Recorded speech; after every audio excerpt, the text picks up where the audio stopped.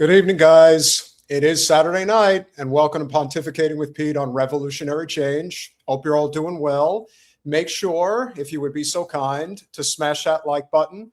Let's get this out there to as many people as possible because we are going to have a long show tonight. We've got two great guests that'll be coming on at the top of the hour, Nicky Rudd and Jeb Baugh, and it's going to be an interesting conversation. We're going to get a pretty good idea of what the youth really think about the America First movement and what that's going to look like going forward. But we obviously have several different key stories to talk about this evening. Now, I had debated whether or not I would hold the ICE story until Monday with Jen. And obviously we will talk about it on Monday, I'm sure, because more developments will come about. But this is way too big of an issue to ignore. And clearly it's one that I don't think that the powers that be fully thought through in terms of how they wanted to handle multiple elements of the story that are not being discussed. The first one, which to me is the most obvious, is what transpired less than 24 hours ago. What transpired less than 24 hours ago? This.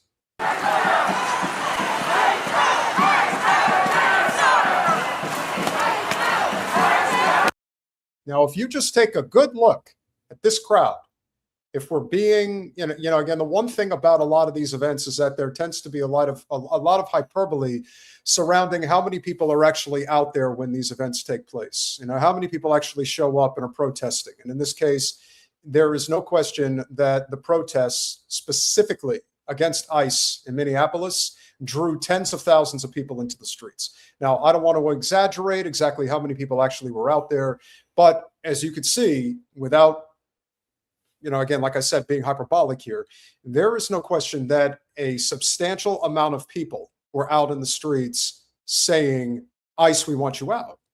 And it's at the point now where these types of protests, these types of rallies amongst the people, these general strikes, if you will, are going to become a lot more prevalent as we go forward.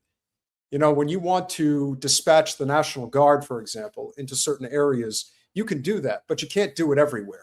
And so if people feel inspired that they're going to eventually defy the empire, if you will, then that's what's coming. And this is just a small taste of what's coming as we go forward. The amazing thing here is that this didn't happen after the shooting. This happened before, as in yesterday. This just happened. Here's how it unfolded.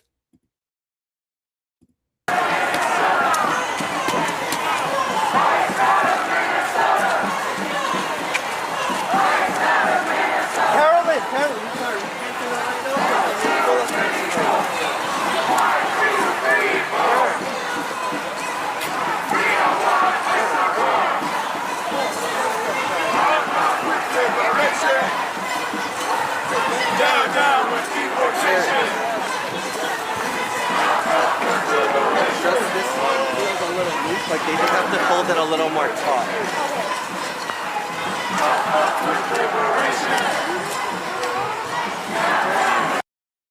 Now, this is Minneapolis. This isn't New York City. This isn't Chicago. This is not Los Angeles, where you have millions of people living in very densely populated areas, so they have easy access to getting to and from places. No, this is Minneapolis.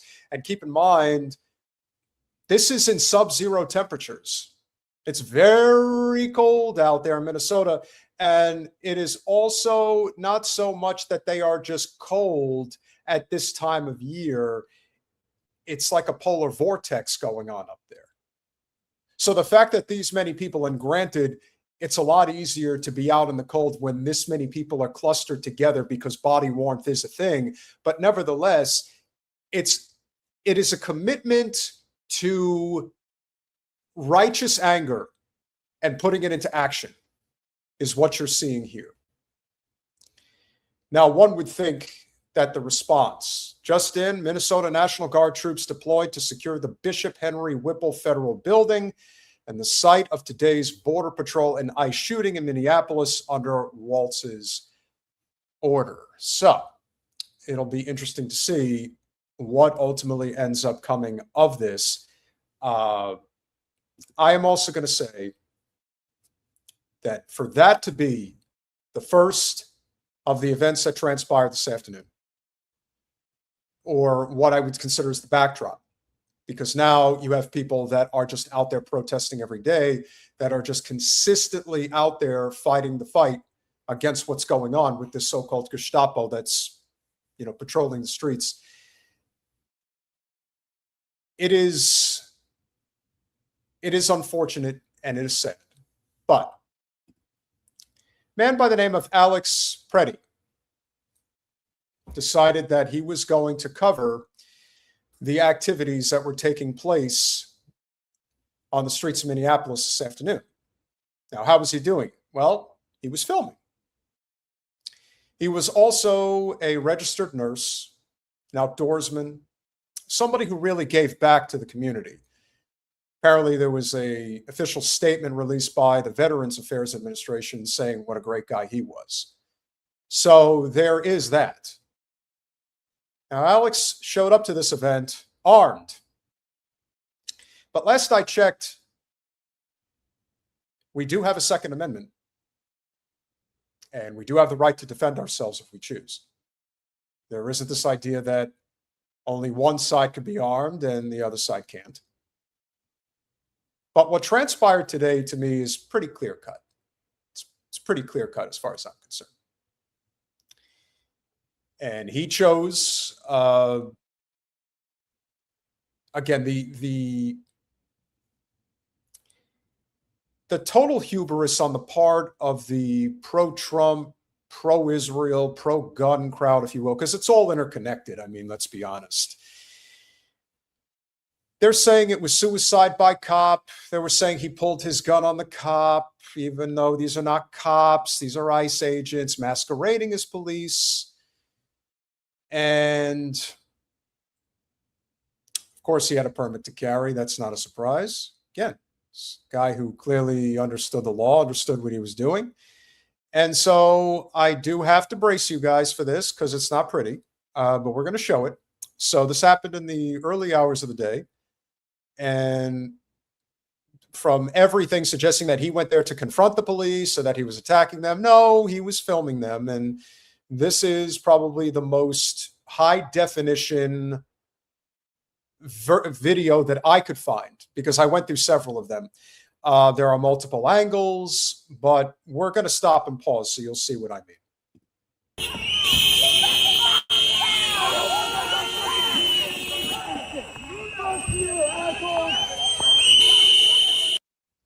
So already you see that this particular ICE agent just shoved a woman.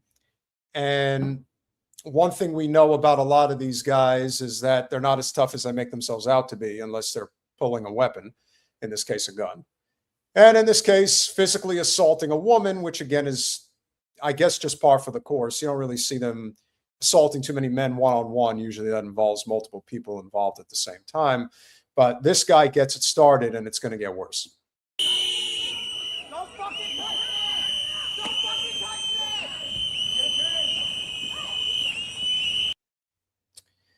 Okay, so for anybody who knows anything about law enforcement, especially when it comes to something like mace, and in this case, it could very well be deer mace or bear mace. So you really don't need to squirt somebody in the face more than a second for it to take effect. It is blinding, it is burning, it is painful, and typically you're going to go down pretty fast. Now, as you can clearly see in this footage, that was not a simple shot of bear mace. This was, let me try and end your life, or at the very least, blind you with mace while I'm at it. Holding down on that lever, it's excessively, one can imagine that he would definitely enjoy doing something like this. Why would people need to mace anybody unless they're being attacked? Again, that's a big part of it. So, where's the gun? The ICE agent says. Oh, we got more to go.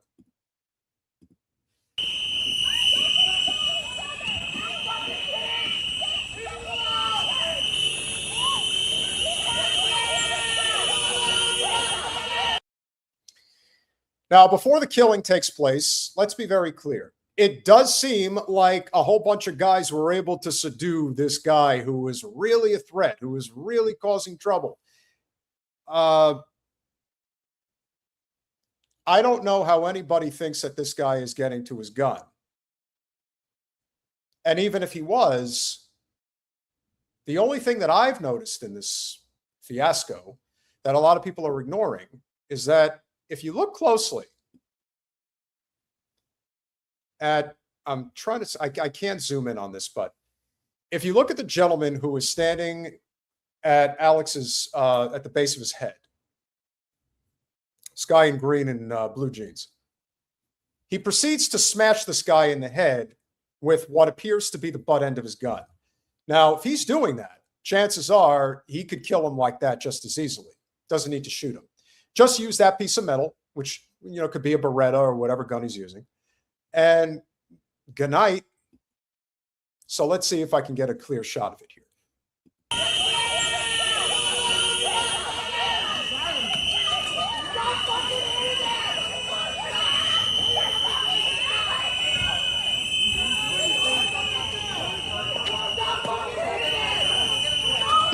All right, so right before the guy proceeds to shoot, you can see. I know it's hard to see, and we're going to try to play another angle. And Colin, if you have another angle that we could play, because this is just not a good angle. It's not a good angle to see what's going on.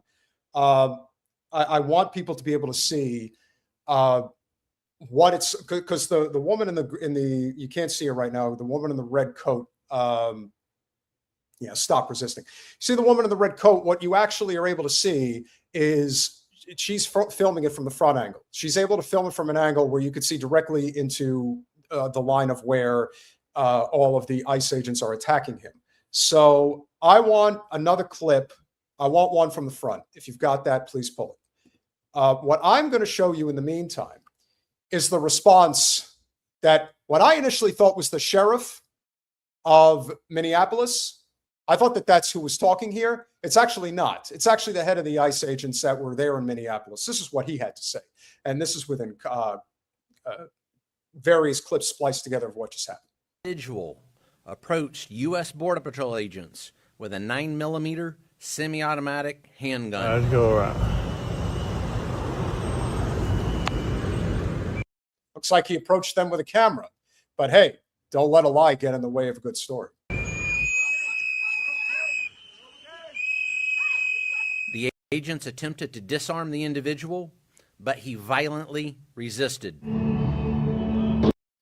I just want to know, how can somebody violently resist? I'm serious. How can somebody violently resist if they have been maced in the face for at least 5 to 10 seconds? How do you expect? First of all, if anybody knows anything about mace, it basically renders you like sterile. Like you can't function with that amount of mace shot to the face. I mean, it's just clear as day what was going on. Again, this is part of the story that isn't being talked about. What's not being talked about is the amount of mace that was shot at this guy. You saw how fast he dropped to the ground. And they're going to suggest that he was pulling his gun to try to shoot everybody? That's suicide by cop. But again, with this guy and what he has going on in his life and what he was there to do in the first place, I don't know how you think you're going to sell it. I know they got their talking points and they're going to try to sell them. Try it. I just don't think it's going to work this time. This is murder. They're going to try to cover their ass, but this don't look good.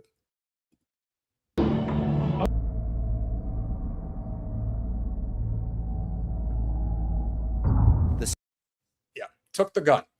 Suspect also had 2 loaded magazines and no accessible ID. This looks like a situation where an individual wanted to do maximum damage and massacre law enforcement. I don't know how they can live with themselves, but I guess when you're sociopathic and even psychopathic, it's pretty easy. He is a lawful gun owner with a permit to carry. About 200 rioters arrived at the scene and began to obstruct and assault law enforcement. I'm just disgusted with the whole thing. Watch, I mean, look at this army on the streets of our city. And these are people with weapons drawn, ready to put down this insurrection that doesn't exist. The men and women of CBP and ICE, law enforcement, are highly trained professionals who love this country and do this work because they want to leave their kids and their grandkids a country that's safe and secure. I mean, if that isn't 1984-esque obey Big Brother and you will be safe, I don't know what is. That's pretty clear cut as far as I can tell. Do we look safe and secure?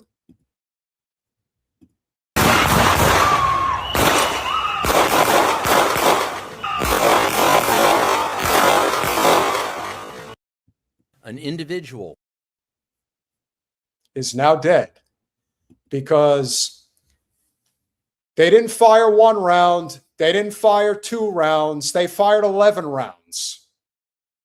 Now, I can't tell if it was 1 ICE officer doing it. I think it was probably 2.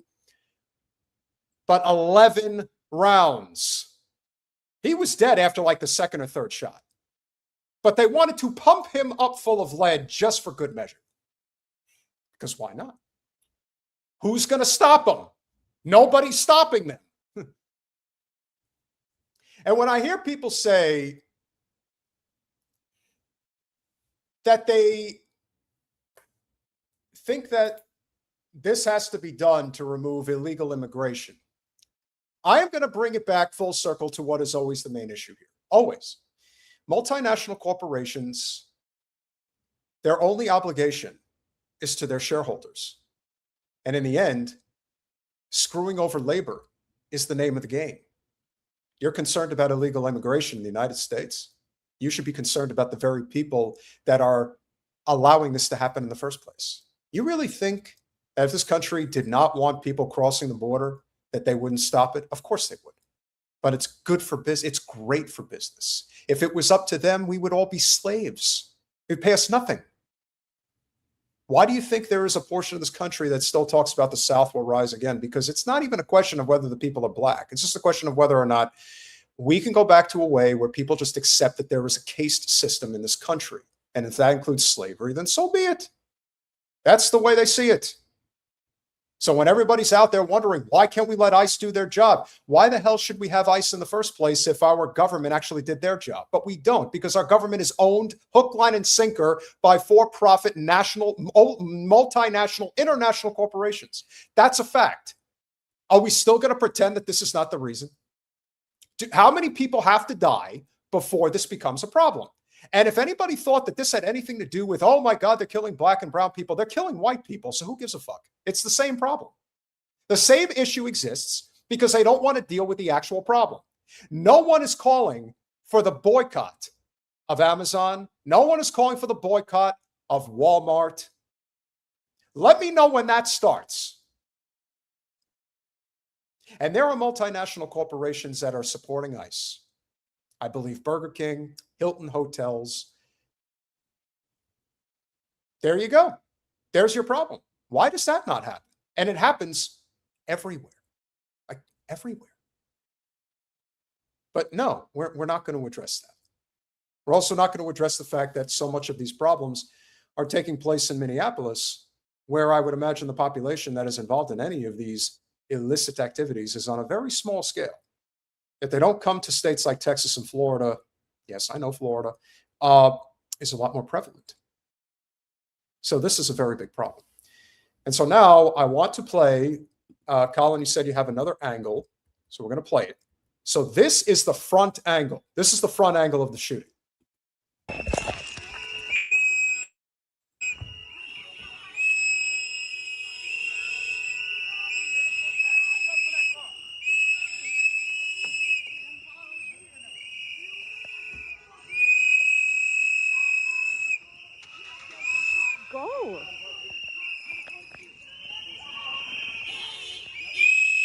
Again, you can see the quality of the video is not good, but I'm going to try to explain it as best I can.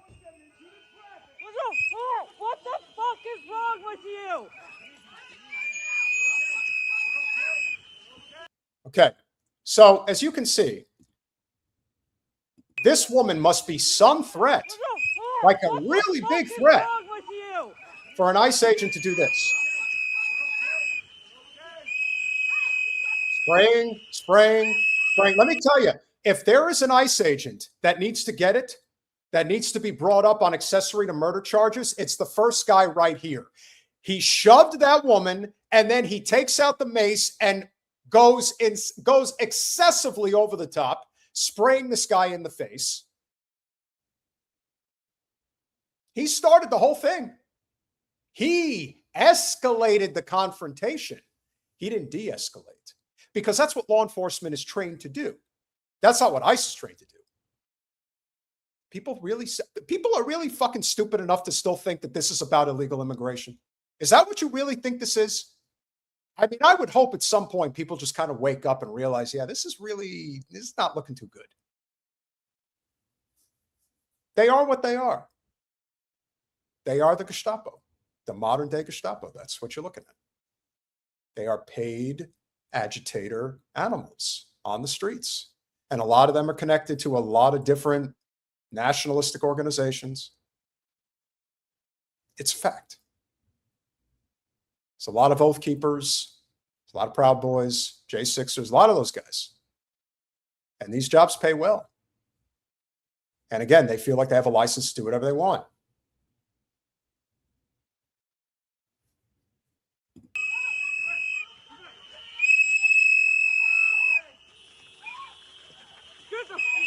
The fuck, people?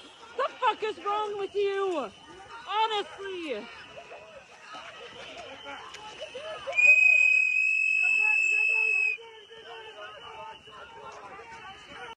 Now, what's amazing is that you could see him pull his weapon, but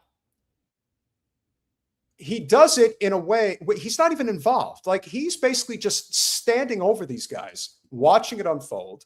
And then, as you could see, the next thing you know, he pulls his gun and he just unloads.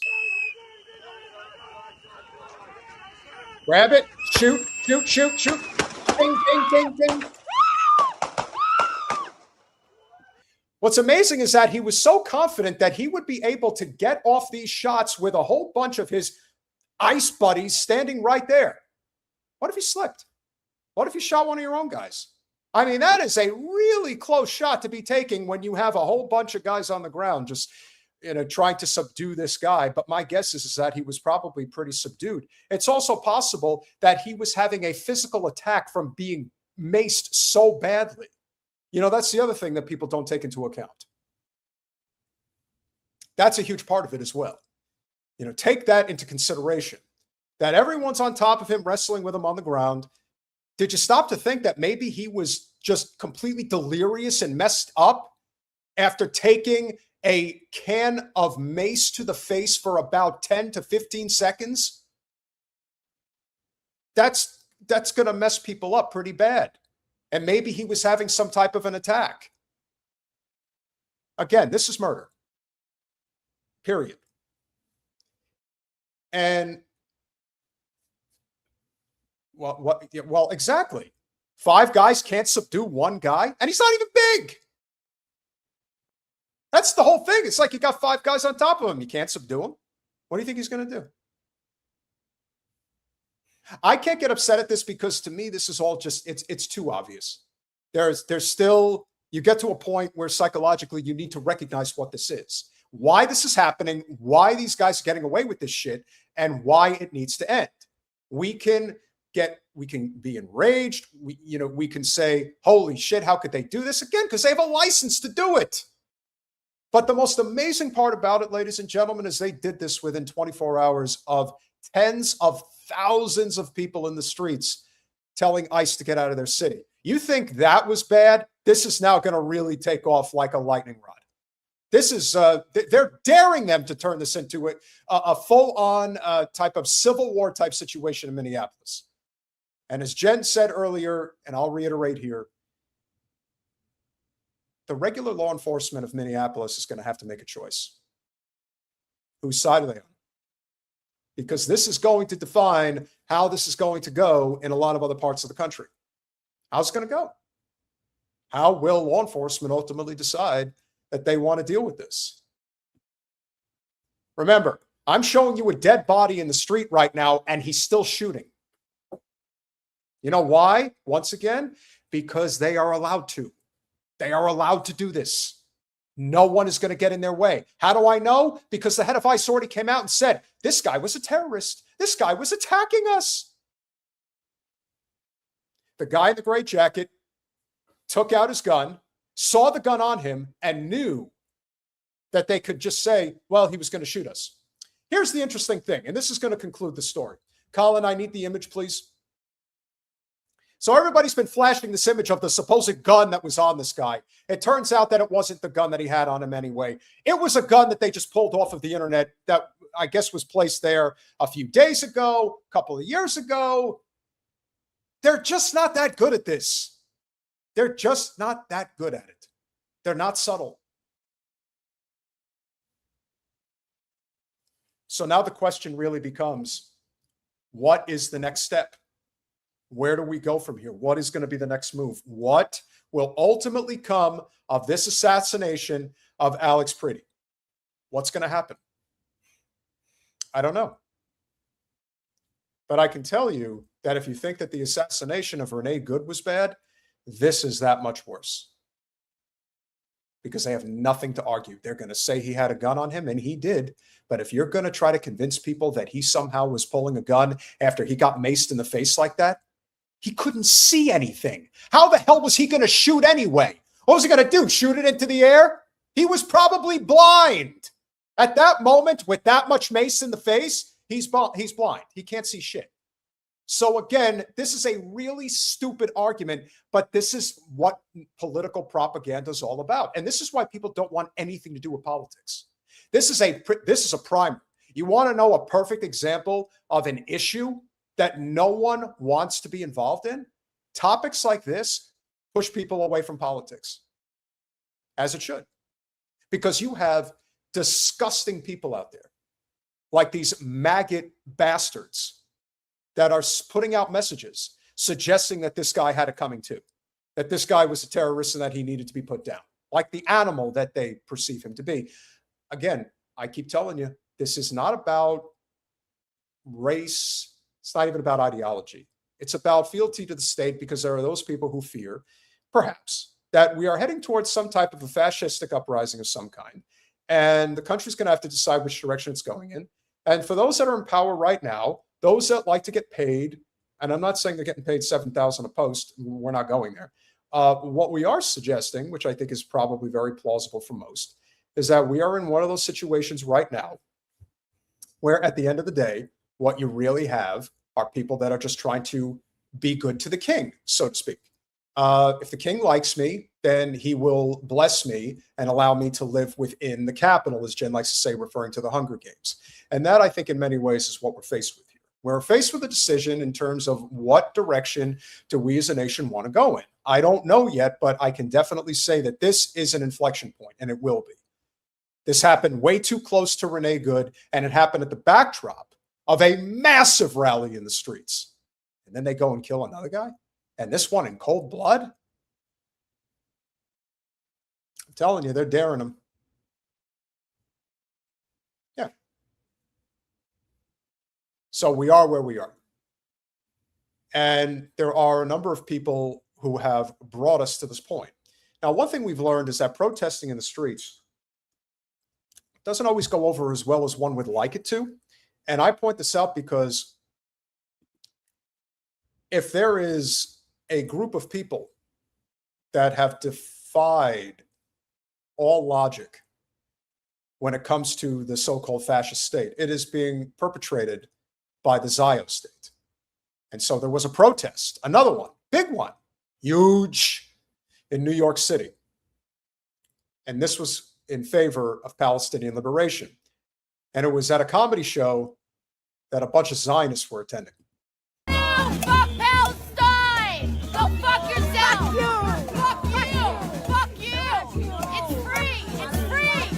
It's motherfuckers! Fuck you! Now, I don't know who this guy Hochman is, but this is apparently who they went to go protest. Now, I bring this one up because if some of you saw earlier this week, there was a protest outside of Jerry Seinfeld's comedy show.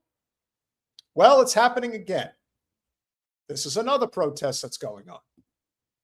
More and more people are getting themselves out into the streets, and that's a great thing.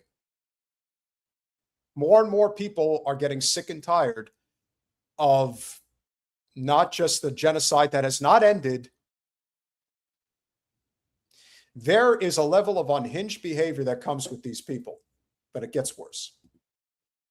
Palestine is free.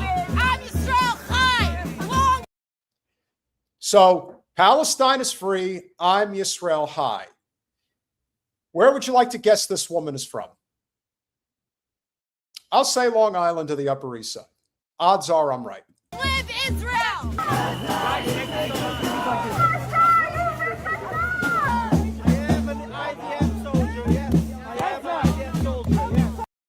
Hey, put it out there. Find out what the guy's name is. An IDF soldier living here in the United States. Perhaps he's visiting. Why don't we deport him? He don't belong here. He's not American. You all are idiots. Idiots. Idiots. You are idiots. That's what you are. You are suckers. Suckers of art. Get the fuck out of our country. Get the fuck out. Everyone who sees these people should tell them to get the fuck out of this country. We are 1000% coming for you. We are, if anyone should be deported, it's them. They're the first ones that need to get the fuck out because they're the most anti-American of anybody. They truly believe that Americans are second-class citizens compared to Israeli citizens or Israel first citizens. That's what they believe. But because they have a lot of money and a lot of power, they believe they're above reproach. This is a class war. It always has been. It always will be. You want to deal with this problem? Let's start with them. The Zio scum, let's kick them out. It is right to rebel! It is right to rebel! Hi, husband,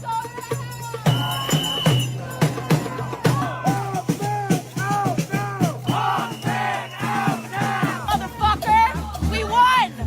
We won! How's Palestine now?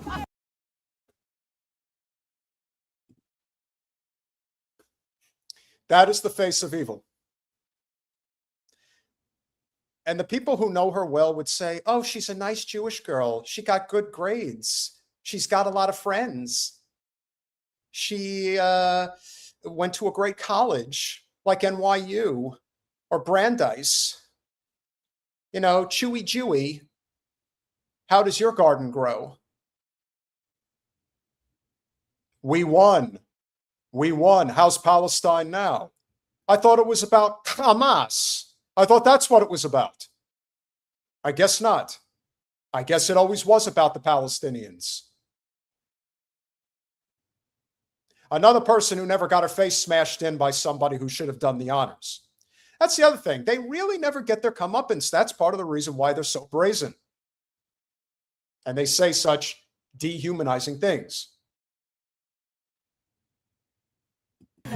We won! How's Palestine now?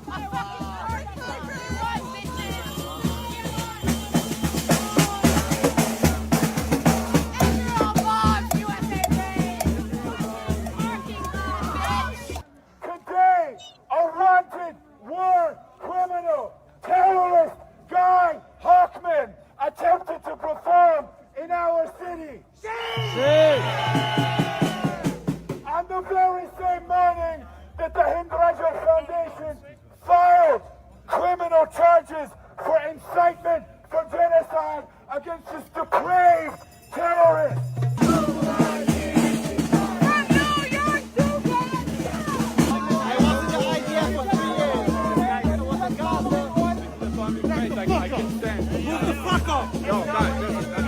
Where too many have failed, we, the people of New York City, have acted. Tonight, this arrogant, foolish terrorist was unable to perform. See? Now that is a great story. Why? Because part of the reason that this became an issue and became a wider problem is that Guy Hochman, don't know who the fuck he is, don't really care. I also want to say, guys, if you haven't smashed that like button, please make sure that you do. Want to try to get this stream out to as many people as possible. As of right now, we only have, let's see, how many likes do we currently have? I want to make sure that I'm not begging for things that don't actually need to be begged for. Right now, we have 295 likes, but 563 watching. So if you haven't smashed it, please do.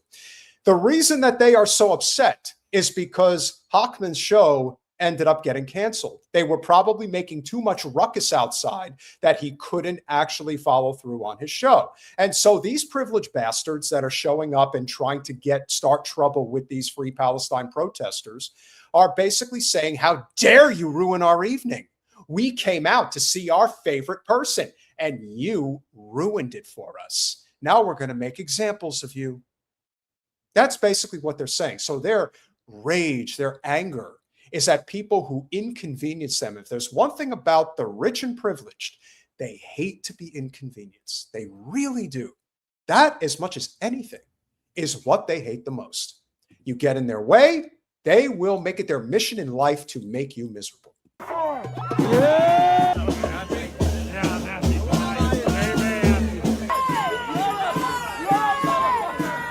I lived in Israel my whole life. What's up today, huh? Sir. Yo, oh, you want to call the police? Oh, bendito. Bendito. You notice how I could be authentic, but you need to pretend to be authentic because you need an audience to be authentic. Talk about an accusation being a confession. Talk about an accusation being a confession. From the person who steals literally everything. Every single thing you fucking steal. Culture, identity. You're fucking shameless thieves. Shameless motherfucking thieves. Shameless motherfucking thieves. Shameless thieves. You have no fucking shame. Notice how she didn't dispute what they said. They didn't. She did not dispute. Couldn't dispute that they steal everything. They do. That they are not really Israeli. They're probably Eastern European. And that they're Zio scum colonists. I mean, what else are they? No, it's actually from another protest. So people are making their rounds. And eventually, all of these Zios are going to have a very hard time being accepted in society. That's what's going to happen. And I bring this up because AIPAC apparently is getting a little desperate in their haste. They had to put out an ad like this. AIPAC. Today, AIPAC. On Capitol Hill, AIPAC. AIPAC. AIPAC. AIPAC. AIPAC. You may have heard our name, but how much do you really know about AIPAC? Plenty. AIPAC is an American organization that works to strengthen the U.S.-Israel relationship. This partnership advances America's interests and democratic values. Okay, so let's be very clear. This partnership advances American empire interests, period. That's all it's for. Again, have to do another ad. I have not played this ad before. Interests and democratic values, and helps keep Israel safe. Our 6 million members are U.S. citizens. Democrats, Republicans, and independents from every part of the country who urge our elected leaders to enact pro-Israel policies. This includes expanding America's defense partnership with. I mean, they really like to lay it on thick. They're not hiding that this is a military-driven initiative for sure. I mean, the images really speak for themselves now, don't they? Israel. Supporting life-saving security assistance, confronting Iran and its terror proxies, and promoting peace and normalization. Being pro-Israel is good policy, and AIPAC members make sure it's good politics, too. We raise money to help elect pro-Israel candidates for Congress from both parties. And we take the political fight to our opponents. helping defeat anti-Israel candidates running for the House or Senate. AIPAC is leading the fight in Washington to secure the future of the U.S.-Israel relationship. The actions of pro-Israel Americans today. We have to associate that flag with exactly what it is. That flag is, what is that flag? It's a Nazi flag. It's just updated. And that's what they push. But again, they wouldn't need to do this if they were doing so well. I've never really recall AIPAC ever having to do ads before, but they're doing them now. They will help determine the future of this bond and the fate of both countries.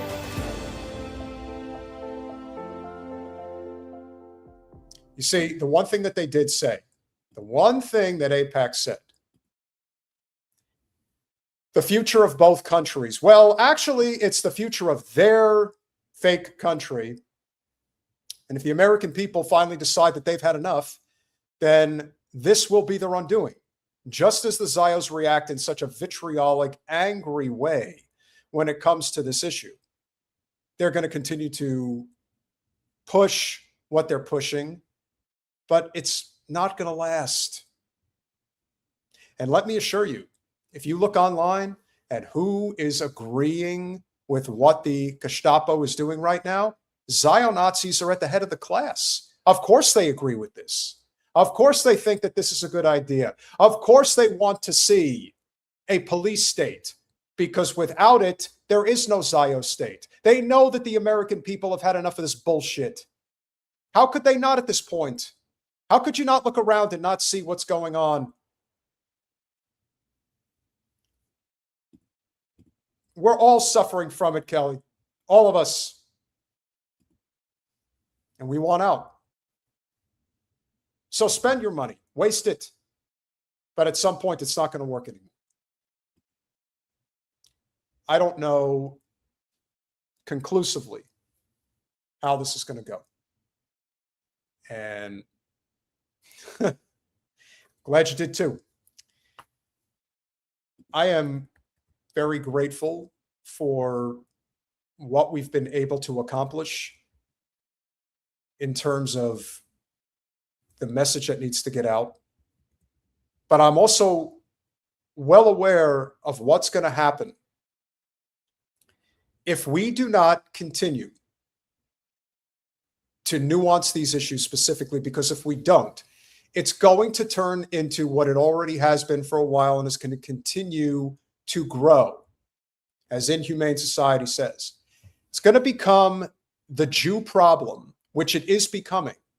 Now, before we head to the top of the hour, I do want to cover this story. Now, I don't do the bro culture stuff, as you know. I rarely touch it, but I will touch it tonight because I think it's very important for people to understand why somebody like Nick Fuentes has as much juice as he does, no pun intended.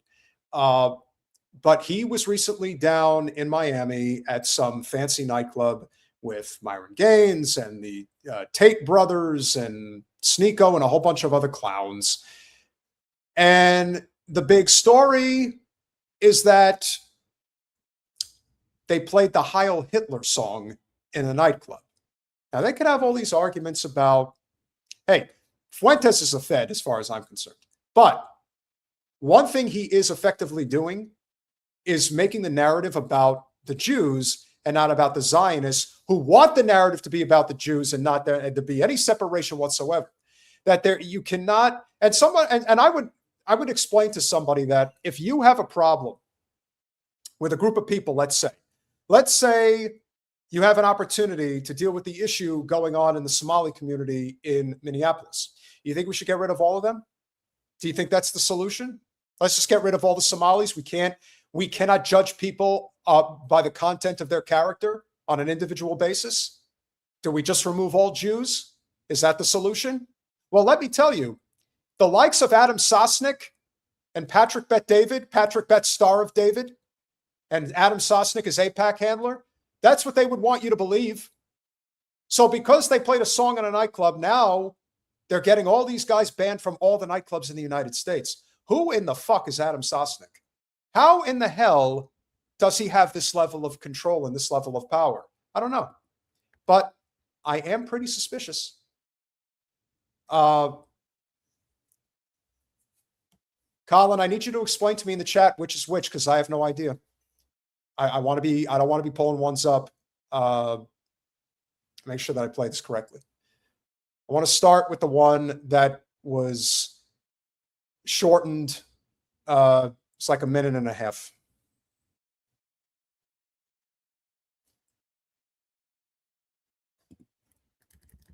Colin, don't fall asleep on me. Where are you?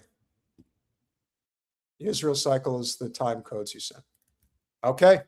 So, and this is not going to make you happy. This is bro culture. This is serious bro culture. This is like over the top shit. So brace yourselves. Domestic product, not gross domestic terrorism. Yeah. Where would you say we are right now in this cycle of Israel? The topic of Israel, it's always the Jews. Jews are in charge. They're doing this. I think the Gaza situation was putting a huge spotlight on Israel. That seems to have died down now. The flotilla's gone and the bombing has stopped. That's a big part of it. But I do believe there is a huge percentage of the young male population which are so disenfranchised with the system that they're looking for somebody to blame. They're sitting here going, well, this system's broken. Who's behind this system? Why am I living in such a broken system? And there is a theory, and there's many theories as to who's in charge of the world or who built this system or why the system's so broken. There is a theory that it's the Jews. That's why anti-Semitism is going to continue no matter what Israel does. Now, he's right and he's wrong. He is right that they are going to look for a scapegoat. And I have been saying for the longest time that the biggest appeal of Nick Fuentes is that there are a lot of desperate young men out there today, and they are angry. And I mean really fucking angry. And when they see all the shit that goes on with the favoritism that comes in the Zionist Jewish community, of which it's primarily affluence across the board, and they see the likes of Ben Shapiro and everything that has transpired post Charlie Kirk's assassination, this is just another example of how the disillusionment with the system is leading to the rise of voices like Patrick Bet-David, Andrew Tate, and especially Nick Fuentes. Whether they stop the bombing or not, whether the Jews come on the news and shut this song down or not, whether they try and ostracize anyone who talks about them or not, none of that's going to change anything as long as you have a huge percentage of young men who stand no hope in life. So if you'd ask me, where are we in the Israel conversation? I don't think it matters what Israel does, or Bibi, what he says, or what Trump says. I don't think any of that matters. When you have all these men out here who have no hope of building a good life, they're going to find somebody to blame for it. They're turning to anti-Semitism because they're revolutionaries, because they feel completely lost. If young men could get a girlfriend and buy a house, anti-Semitism would disappear. No. I do not agree that it would disappear, but I agree that it would be substantially reduced. But there's also a genocide going on right now. Now, where this conversation takes an interesting turn is with Adam Sosnick, who, again, I don't know who the fuck he thinks he is or why anyone cares one iota what he has to say. But here is him running his stupid mouth like he always does. Not one person, not everybody. Yep. Your brother, you're texting me, Justin Waller, the club owners, the DJ, everyone, the mayor. The bathroom attendant. Like, the bathroom attendant, I tip him good, he called me. Who's Cuban, but go ahead. But they're not all kids. We know Myron's almost 40. Yeah. You're almost 40. Yep. Tristan's 35. Yep. This ain't kid stuff. So what I think is I actually believe you. You think I'm going to wait for 5 years of working with you, friendship with you, to throw you under the bus last minute? That's not how we roll. But I think Sneeko played the song. Yeah. I think Tristan explicitly told me that Sneeko played the song. I think when you sort of diffuse the situation, they're kids being kids. Myron, who, you know how much time we've spent with Myron. Yep. That ain't no kid stuff. Well, Myron's not a kid, and he's a really good friend of mine. I agree. And Myron's not a kid, you're right. I don't know if Sneeko played the song, Sneeko played the song. I'm telling you from my perspective, and I don't want to make it something... But how do you feel about that? Because let me ask you a specific question. Sure. Do you know how much time I spent with your brother and Justin Waller at 9 o'clock on Sunday? I left at 3 in the morning. serious conversations, laughs. Of course, we're having Blue Label. Yeah. I need to understand why that matters at all. We're having Blue Label. Why? So you could throw money around? We're having Blue Label. Now, a regular bottle of Johnny Blue is, I think, a couple of $100, might be more. And if you're drinking it in a place like where they're probably drinking it, yeah, he has a disgusting voice. It sounds like he's got a dick stuck in his mouth. I don't know, a couple $1,000 they're dropping. But again, this guy is Adam Sosnick. He's like 50 years old. He acts like he's 25, and he's being patronizing to these guys that are a lot younger than him and having a good time. I don't know who in the hell he thinks he is, but it also shows how much vanity and how vain a person truly is when they want to let the audience know, by the way, we were drinking Johnny Blue in the VIP section because I'm an important person. You know, Adam Sosnick has to get up and look in the mirror every day and recite how important he is. That's why he does this, because deep down inside, he's a very weak individual. Conversations, laughs. Of course, we're having Blue Label. Yeah. And Tristan, in my perspective, is like, dude, I'm done with these people. That's my perspective. I'll let him speak for himself. But he told me a story about your grandfather. Yep. Who served in World War II, yes? Yes. The American. Yep. What would your grandfather say about that? A neo-Nazi symbol. Who fought the Nazis? Yeah, I understand. And we have to be very, very careful. I understand exactly what you're saying. I agree that that is offensive to many people. I totally understand it. And I'm not here to get myself... It's offensive to Americans. Well, yes. Forget about just Jews. American lives died fighting Nazis. That's true. That's true. You see, I would rather drink Pabst Blue Ribbon than drink Johnny Blue, because again, it's a classist thing that they're doing here, and that's why this conversation is happening. He's trying to police it and tell him, "How dare you associate with people that do the Heil Hitler salute and everything," even though these are guys who are consistently talking about exactly what's been going down. And I am going to keep this very brief and very short because our guests have already arrived. I am going to show you why Nick Fuentes is as popular as he is. Not because I agree with everything that he says, because I clearly don't.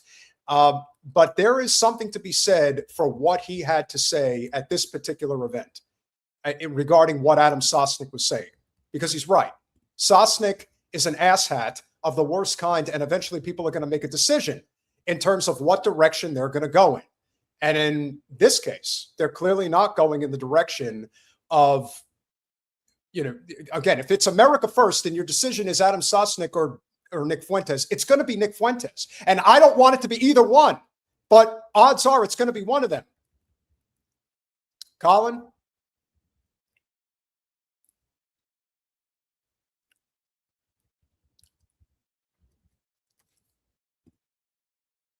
The clip.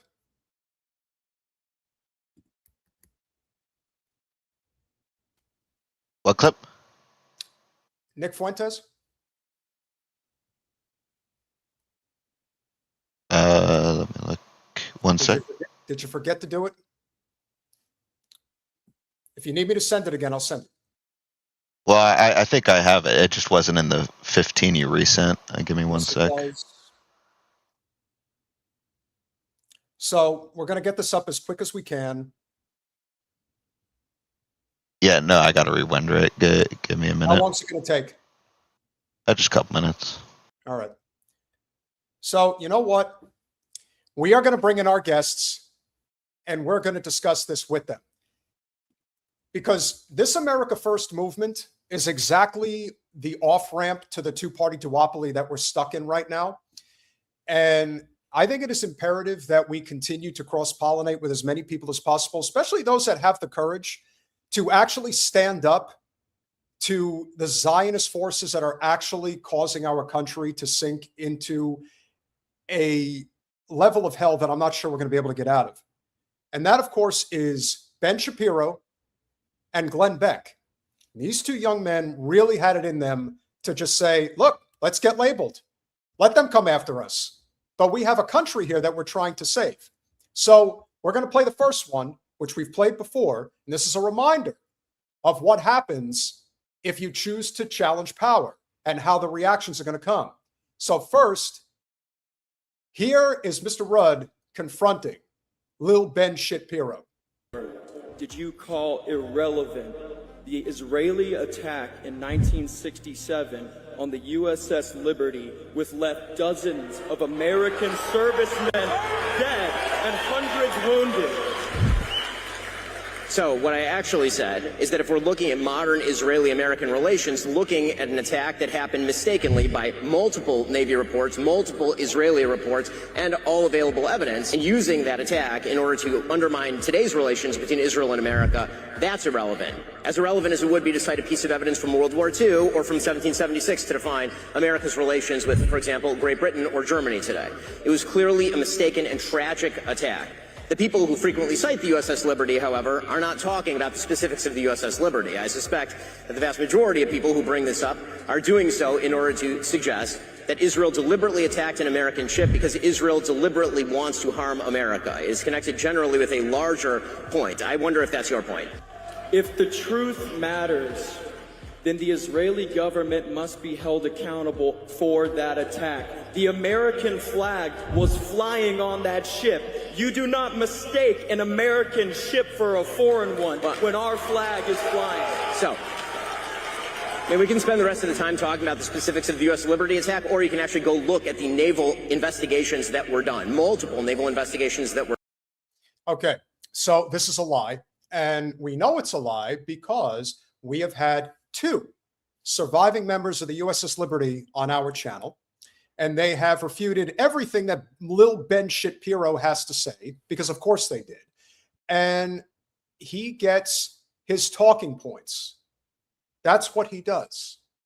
He's not somebody who thinks, I mean, maybe he thinks for himself, but at the end of the day, what he really thinks about is how can I continue to facilitate the Israel first narrative in our political sphere.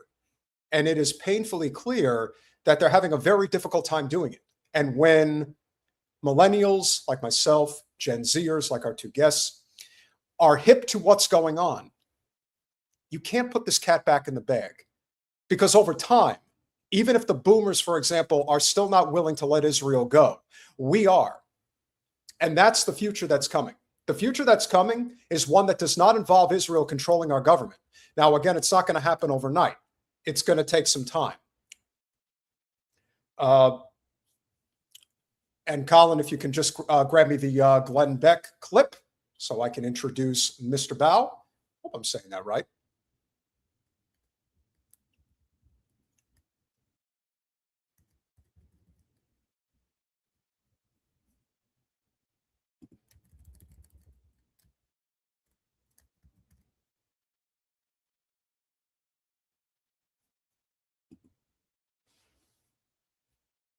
You got it, Colin?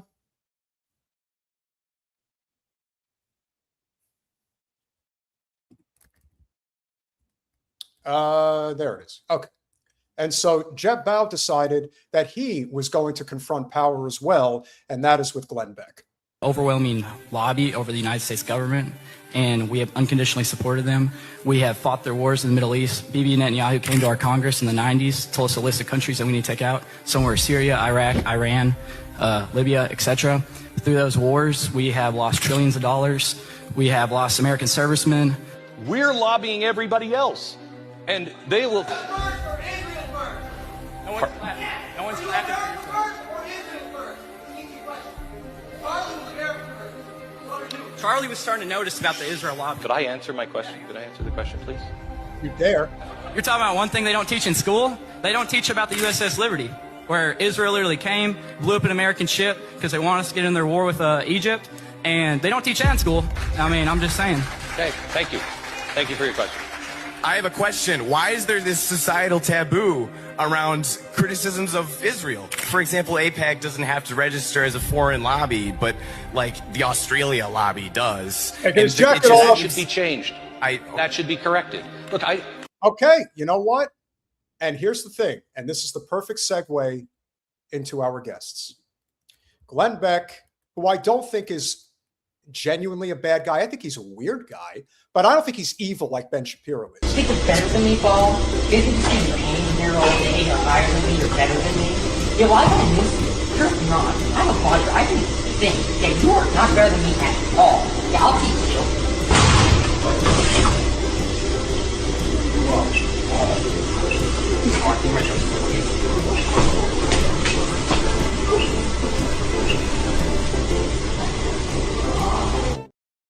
Now, I don't know if our guests know, if not, that is actually a clip of Ben Shapiro when he was a kid trying to act tough, and he punched himself in the face with a speed bag.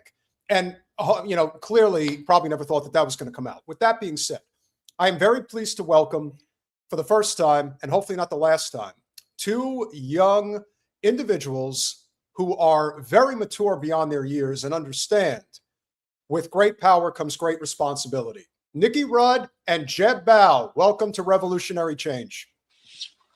Thank you for having me on. Hey, Peter, how's it going? You're on mute, Nicky. Oh, come on, man. Can you hear me now? Something about doing live streams. We always get caught up in situations where, there you go. I think you're good. Try it now. Can you hear me now? Yes, I can. There you go. Yeah, perfect. Thank you for having us on, Peter. Appreciate you, man. Gentlemen, first and foremost, thank you for doing what I would absolutely do if I was in your position. I've been to one Turning Point USA event. It was in Tampa. This was, I want to say 3 years ago. And I was there for business purposes, but I heard about it and I'm like, all right, well, I got to go check this out. And the first thing I noticed was, yeah, Charlie does not mess around. This is clearly a very, well paid for operation. Thousands upon thousands of people are there. Some I could definitely ham it up with politically, others that I cannot. But the good news is that if Charlie has left any type of a legacy that I can say is positive, it's that he really was somebody who was a man of the arena in which I believe what I believe. You don't have to agree with me. I'm going to allow other people to share their thoughts, and may the best ideas win. Now, of course, that is not what Turning Point USA is all about. That's what Charlie was about. But in terms of these, what you would call NGO type organizations, they have an agenda. And as far as I can tell, their agenda is not America first. So right off the bat, if each of you can share, what does America first mean to you? I can go ahead and start us off. America first means putting the American people and their interests first and protecting our legacy, not just here at home for our children, our grandchildren, but also our national reputation on the global stage. And that means keeping us out of foreign wars that not only destroy our reputation, defraud our nation, and take the lives of American servicemen, but also here at home. How are we enforcing our border policies? Who are we letting into this country? Who are we kicking out? And what's our economic policy? Are we putting Americans first? Are we sending billions of dollars to countries overseas that have nothing to do with us?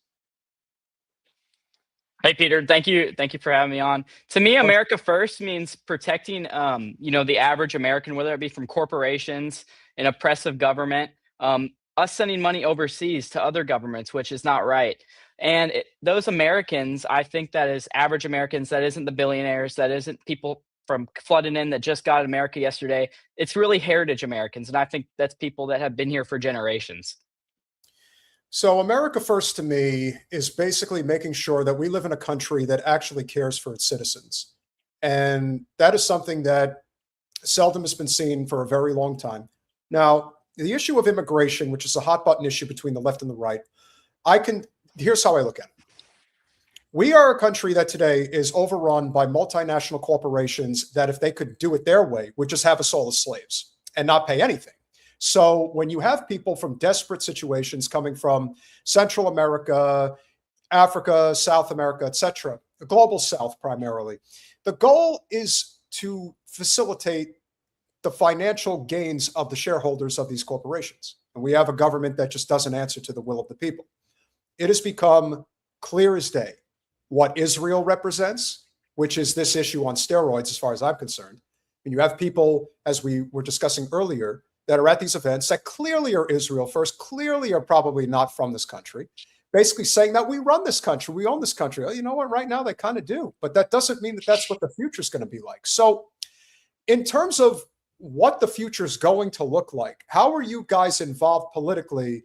And what are those changes that you're hoping to see? Because while elections do matter, that's not what's going to bring about this revolutionary change that I think a lot of us seek. I would say that it starts with people having the courage and the conviction to stand up for their beliefs. Freedom of speech is the essential right of every American, and it's time we actually exercise that, whether that's going to be to the detriment of our reputation or not. It doesn't matter at this point when you have a country to save. You got to be willing to stand up against the fire. So it starts with people like myself and Jeb and you speaking the truth, not being afraid of the consequences. And then outside of that, getting involved locally, because locally, that is how you spark change, a fire that will spread across the nation.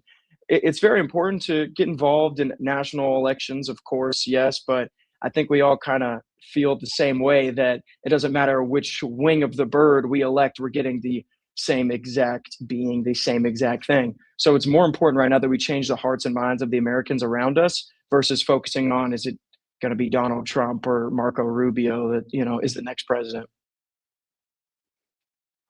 Yeah, I completely agree. I think the more people that talk at these events, especially these Turning Point USA events, it kind of creates like a snowball effect. So more people will talk about, they see someone else talk about it.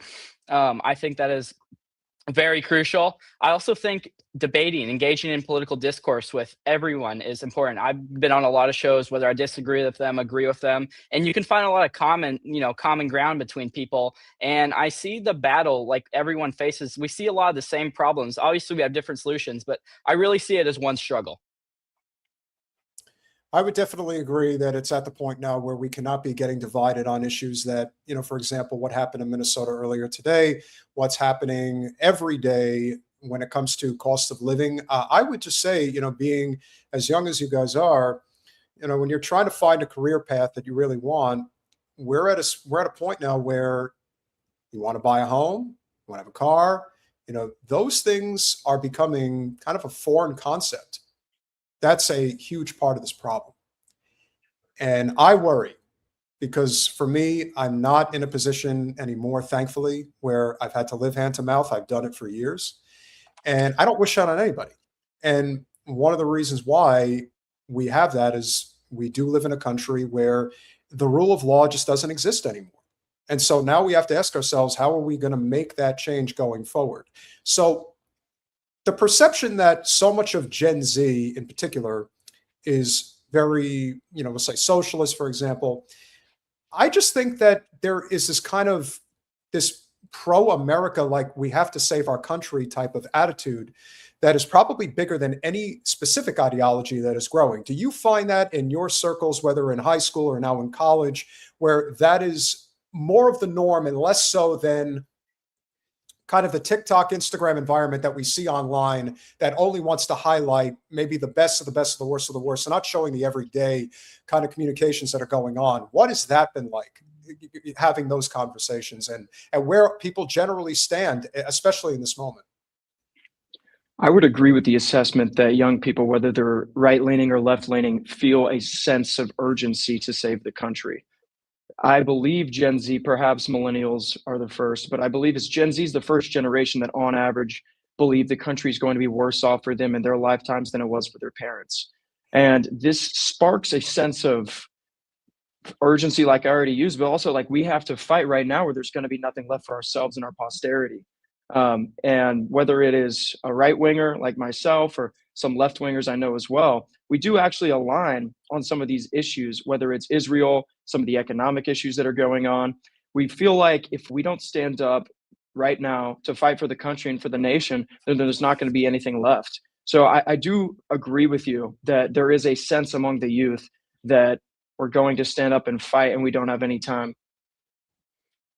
Yeah, I think the modern America, I see a lot of similarities between like a modern America today and Weimar Republic. I mean, we have mass degeneracy. The left and the right are so divided, and they want to keep the left and the right divided. But I would say most of Gen Z, especially where I'm in North Dakota, it's right-leaning, especially among white men.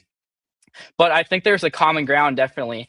But I think the biggest issue that people see is Israel and demographics change. So I think those are the two biggest issues in America. We might as well get right into it. Obviously, Ben Shapiro is an issue that I think unites just about everybody against him. I mean, I've seen sniveling weasels in my life, but this is a person who is not only a weasel, but I think he's a pretty evil guy. And the idea that he could so gleefully lie about what transpired on the USS Liberty as just one example, and it's obvious he knows what really went down, but he does it because he has an agenda, and that agenda has way too much control over our country. And because that agenda has so much control over our country, we now have statements like this from him regarding the need to go to war in Iran. The president may be considering military options still. It would be very difficult, I think, for the president to not consider some sort of major move against Iran, considering he drew a red line. The mass murder of protesters. Iran didn't just cross the red line, they jumped over it with both feet, shooting protesters by perhaps the tens of thousands in the streets in Iran. So the exaggeration on what actually goes down is also something that they're known for. They're suggesting the numbers are as high as 43,000. What no one is talking about, and of course little Ben would never address, is the fact that the Mossad was behind almost all of the violent uprising. Most of the uprising that was taking place was peaceful protesting. Now, the thing that people need to understand about an Islamic regime or a totalitarian regime like the Ayatollah is that, coming specifically from a friend of mine who is from Tehran, they do not want the Ayatollah and their regime still controlling the country. They sure as hell don't want the West taking it over either. So we're stuck sort of this in-between issue here, which is, yeah, we understand why Iran is going through what it's going through, but never forget, Iran is also one of the few countries left that doesn't have a Rothschild bank in their country. That's another dirty little secret that doesn't get talked about enough. Why do you guys think that Ben Shapiro continues to have any type of a platform? And do you know anybody that genuinely likes him that's in that sort of Gen Z demographic? I'd be curious to know if there is anybody who does think he's a swell guy. I have never heard a young Gen Z guy or girl come up to me like, I'm a big fan of Ben Shapiro. That has literally never happened in my life. The reason he's still popular is because of boomers, but also he's propped up, man. He's literally directly tied with Israel and the Mossad. I would not be surprised if there's some financial capital that's keeping him afloat. Yeah, I 100% agree. I don't know anyone in Gen Z that watches Ben Shapiro. I think most of Gen Z also gets a lot of their information from TikTok and Instagram as well. I mean, someone like myself or Nicky, we might have like watched Ben Shapiro back in the day, but you know, the more we notice and start realizing and reading more into history and stuff like this, you know, we take someone like Ben Shapiro and just disregard his opinion because it's illegitimate. What do you think would happen in this country if, for whatever reason, they were crazy enough to go to war with Iran and then implemented a draft? How do you think the response would be? I think it'd be Vietnam draft dodgers on steroids, man, if I'm being honest with you, because I'm not going to go fight and die for Israel. I'm sorry. It's just not going to happen. And I don't know a single other young man. And most of the young men who would be doing the fighting and dying would look like me and Jeb. And the guys who look like me and Jeb do not want to go die for Israel. I can tell you that right now. It would probably be even less popular than the Iraq War. And we saw how much of a travesty that was. Yeah, I 100% agree. I don't think it would go along well with Gen Z men. And I think they're going to try to do a war with Iran, and they're trying to make, you know, this stuff look really cool and based, almost like a Call of Duty video game. I mean, we saw how we just kidnapped Maduro a few weeks prior, and it's trying to get, you know, young white men and those who'd be substantially fighting in the military and make it look cool and like this is a good thing and we're doing regime change and this is a great American empire. But it's not a great American empire. That's how I see it. I definitely agree. And I think that one thing you will notice, even though you haven't had as many years to experience it yet, the people that are loudest for war are always the ones who never fight it. According to the Wall Street Journal, President Trump is still pressing aides for what he terms decisive military options. The discussions are happening while the U.S. sends an aircraft carrier and jet fighters to the Middle East. Those deployments may be the start of a broader buildup that would give President Trump the firepower to strike Iran should he choose to use them. So A revised suite of options are being created for the president, including some that would seek to push the regime out of power. How much can be done with air power is really the big question. The White House has to grapple with whether the administration is prepared to carry out a sustained military campaign that might last weeks or months should the protesters in Iran again take to the streets and appeal to President Trump for protection. However, suffice it to say that if the president really does not take significant action against the Iranian government in the aftermath of telling the protesters to stay out in the street and, quote, help is on the way, that would not only be disastrous for the protesters in Iran, it would in fact be a signal to places like China that going after, say, Taiwan would not be reacted to by the United States with any sense of strength or alacrity. I very much. This guy is so anti-American. It's actually hard to believe that there are people that support him. And I will tell you, living in a very conservative part of America, the Florida Panhandle, I was at the gym the other day, and when I was plugging in my phone to have it charged while I'm working out, I noticed another guy's phone had it wasn't open, but it was showing its screenshot, and it was listing a podcast, and it was his podcast. And I thought, oh, God damn it. Why can't somebody, it's like I want to tell him, no, you really don't want to listen to this guy. Now, I know I had no idea who it was, but it's a reminder that there are still people out there that are listening to him, that think that whatever he's spewing is worth listening to. Now, Nicky, I want you to take us back to AmFest and what was, I don't want to hear nothing about what people said online. I want to know what you heard because you were there. What was the audience reaction like when you were up there conversing with this weasel? I'll give you a breakdown for those who don't know what the setup of AmFest is like and where everyone is sitting in that auditorium. In the very front, you have high school and college age AmFest or TPUSA students. In the middle, you've got young professionals, people who are working with TPUSA, and in the very back are boomers and their families. If you listen to the audio of my back and forth with Shapiro, you can tell, if you're paying attention, when I'm speaking and I finish, the cheers and the applause are all from the front and some from the middle. When Shapiro gives his response to me, all of his cheers are coming from the back. It's the most clear generational divide you can ever witness or that you can ever listen to. And it was obvious to me at that moment, I already knew this, but it was just so clear that there's a generational divide that is only going to widen as time goes on. And you are going to see in the right wing, it's already pretty much done in the left wing, but you're going to see in the right, the support and love of Israel collapse. It is over. It's just a matter of time at this point. And when I was done with my questioning and the videos of my back and forth started doing the rounds online, I had hundreds of young people, some middle-aged people as well, coming up to me saying, thank you so much for saying that. That's exactly what I think and believe. I just was afraid to say so. And I probably got at the entire AmFest, like 3 people walk up to me who disagreed, but they weren't even upset. And they were just like, hey man, I just kind of disagree with you, but I'd like to hear your perspective. Compare that to the hundreds that came up to me in support. So what we're seeing on the ground and in real life is that the movement and the fire, the energy is behind the America First wing of the right.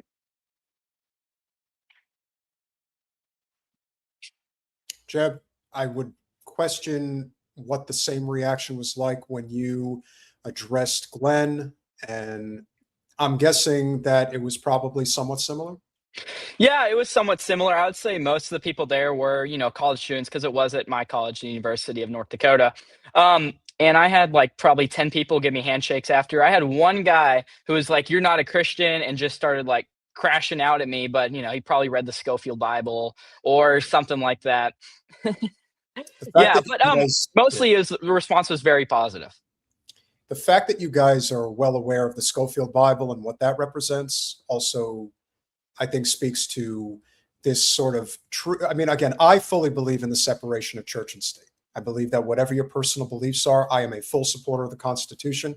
I think everybody should be able to practice and believe whatever they want to believe, but do not bring it to the state. You should not be forcing people to believe something else. And I would say the same thing, not just to the Zio scum that are in this country. I say it to the Muslims that are in various parts of the country. And I got to tell you, if you guys haven't been around them, because I believe you live in predominantly white parts of the United States, I got to tell you, the Muslim communities are the most accepting, non-judgmental people you will ever be around. The reason I believe that they catch as much heat as they do is because they don't embrace Western culture to its fullest extent. And because they are also very educationally inclined and economically driven, there is something to be said for not just fully going along to get along with the red, white, and blue. Again, I say this all the time. I love my country. I hate the people who run it. And I think that makes a distinction. I agree with you actually on the church and state separation. As a conservative, I do think that America is majority Christian country, and the founding fathers intended it for it to be a majority Christian country. And also, I'd like to talk to you about something. You know, Muslims, I've talked to a lot of Palestinians and stuff like that. But I don't think all Muslims are the same. And I don't think that all the, Muslim immigrants coming to America, the West, are the same, for example. If you have someone from Syria or Lebanon, those areas have Christians living there. They have highways, they have roads, they have hospitals, they have universities, or like Iran, for example. But if you have someone, say, from Somalia, I mean, Somalia is a war-torn country, torn apart. And they come over here and expect welfare benefits. And I don't think that's something that should be encouraged. I don't think that's American whatsoever. I would think that anybody who comes to this country and doesn't embrace the basic tenement values that we fight for, which is for life, liberty, and the pursuit of happiness, and that I think is endowed in the Constitution. Get these guys out of the chat. Get them out. Unfortunately, one thing that happens when you grow a channel is you get a lot of these guys. Guys, do we have mods in here tonight? Do I have to do the work myself? What's going on? Can't have that shit. Come on. Got 3 of them that are in there spamming. What's the chat saying? They're saying the N-word and they're spelling it out letter by letter. It's like, come on. Just stop with that shit. But kick them out. Come on, yeah, guys. Kick them out. Clear them out. 3 or 4 of them. Can have time for that. And I think that this is also an interesting point in the conversation because Palestinian News Network, I believe is the name of Ali's channel.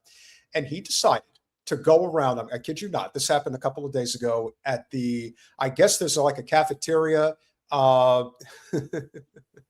Thanks. There is a conversation that was happening in the cafeteria where he basically just goes up to people and asks them a very simple question. America first or Israel first? Huh?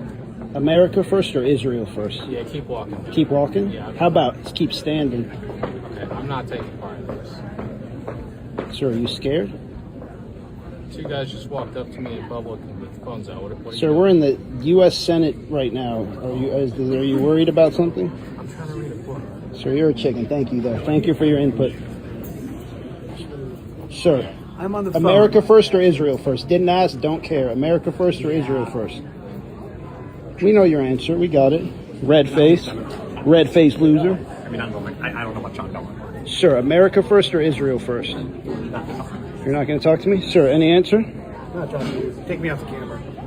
What you can do about it, tubby guy? I'll call the Capitol Police. Please do. They know me well. This is legal, sir. Tell them I called you tubby. See what they do about it. Sir, America first or Israel first? Officer, you guys are harassing people. Sir, we're just asking people America first or Israel first. That's within our rights, sir. If you can just please leave these people alone. You can call your supervisor. I'm allowed to be here, sir. You can call. I'll be right here. Ladies, America first or no? We'll leave you alone. Free Palestine, ladies. Free Palestine. Sir, America first or Israel first?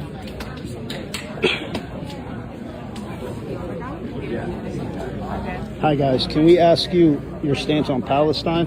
I'm sorry, that's not really what I'm here to talk about. Thanks for asking. So I pause it on them because, in my opinion, they probably are Free Palestine, but these are also probably Senate staffers.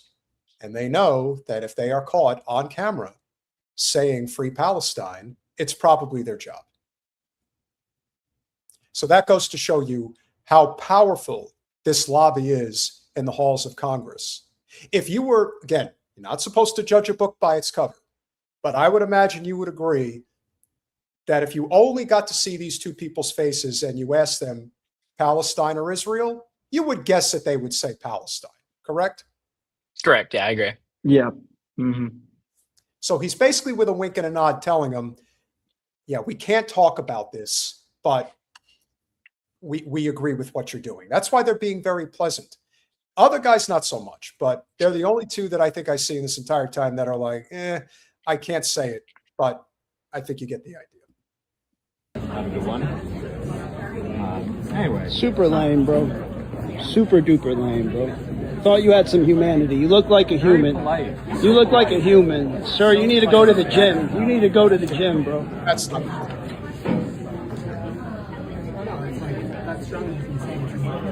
Excuse me, gentlemen. America first or Israel first? No comment? That's an easy one, though. No comment. Can we? Okay, thank you, guys. We're just checking. We're just checking. I could stay for you. Guys, America first or Israel first? That guy's eating like he's playing in a movie. So you're not in the movie. You're not that cool. Just kidding, bro. You're cool, bro. You're cool. Munch that shit. Look at that. He thinks he's like Jason Statham or something. He liked that. He liked that one. Now, he's a cool guy. Sir, free Palestine. He said America first. America, sir, can we get that one on camera, brother? He's afraid to do it on camera. We got one America first. Can we get that on camera? Now, okay, we know. Just wink. Blink twice. If it's America first, blink twice. Just kidding, my brother. God bless you, sir. Welcome to the U.S. Senate. Sir, America first or Israel first? I think we should all work together and they both should be first. How about? I mean, if that What are we doing? What are we doing? Yeah, what are we doing, man? I've got a pro-Israel fundraiser I need to get to right now. It just blows my mind that this is a difficult conversation for people who are working for our country, supposedly.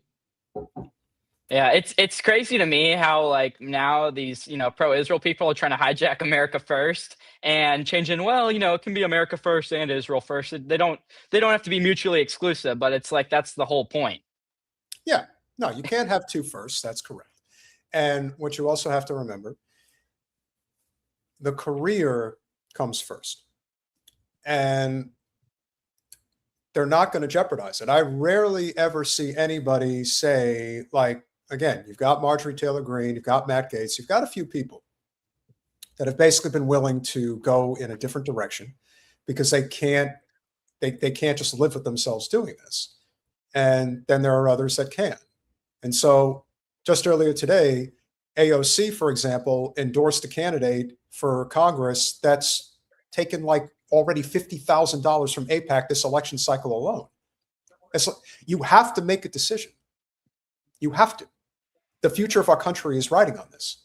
Now, I hope we get to a point in the not too distant future where answers like this are grounds for removal from whatever position you're in.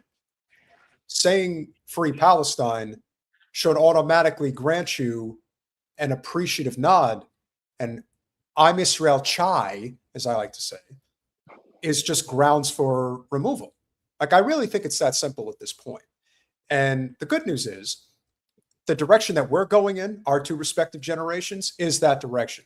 So a gentleman of his age and persuasion, his way of thinking and doing business, that's on the way out. It's not going to last. Palestine. What about Palestine? Can they be first too? I think everyone should be first. Right, All you have to do is talk. Clever answer, sir. Most people get tongue-tied. Sir, can we ask you America first or Israel first? You look like an American, sir. If you can't. America first. Dan, you're the first one who said it. Guys, take a lesson from this OG right here. How you doing, sir? What's up, buddy? Hey, how you doing today? I'm great. How about you, sir? Good. How are you? Excellent. Can't you guys just interview people? Just asking people America first or Israel first, that's all. Okay. Which is within our rights, but I understand people get frustrated, agitated, whatever the case may be. All right. Free Palestine. Hey, Thank if you need help, let us know. I got you, sir. Thank you so much. God bless you, brother. If you cause any ruckus, we're going to deal with you. No, but that's the beautiful thing.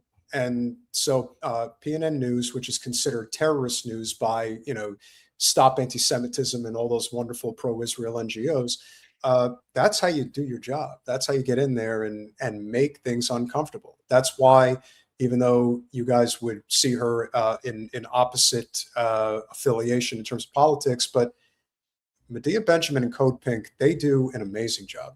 And they are on the front lines, always getting arrested, always questioning what these guys are up to. And all they can say is, you're paid by China, which of course is bullshit. They're not. But that's what they do. They have nothing else. They have nothing else. You know, you see like somebody who I always like to point out that is in your age demographic, which is IL Jacoby.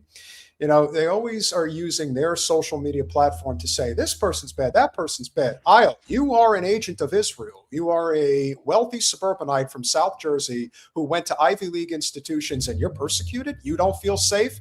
You're not going to survive this world, pal. And frankly, I don't care if you do or not. I think that we're at that point where we have to recognize where the coalition needs to be built. And I do think that Israel is one of those prime issues that allows us to coalesce in a very meaningful way. Your thoughts? I completely agree. And I think without joining hands with some people that we might disagree on different issues with, we're not going to facilitate any actual change that we want to see. It's necessary sometimes. I guess the phrase is, the enemy of my enemy is my friend.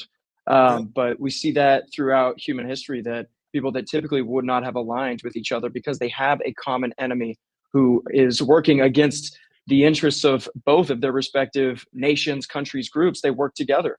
And so I'm more than willing to link an arm with, although you said AOC now is apparently hanging out with all the Zionists, I'm more than willing to work with somebody that disagrees with me on immigration or maybe some economic policies in order to free our government and country from Zionist control.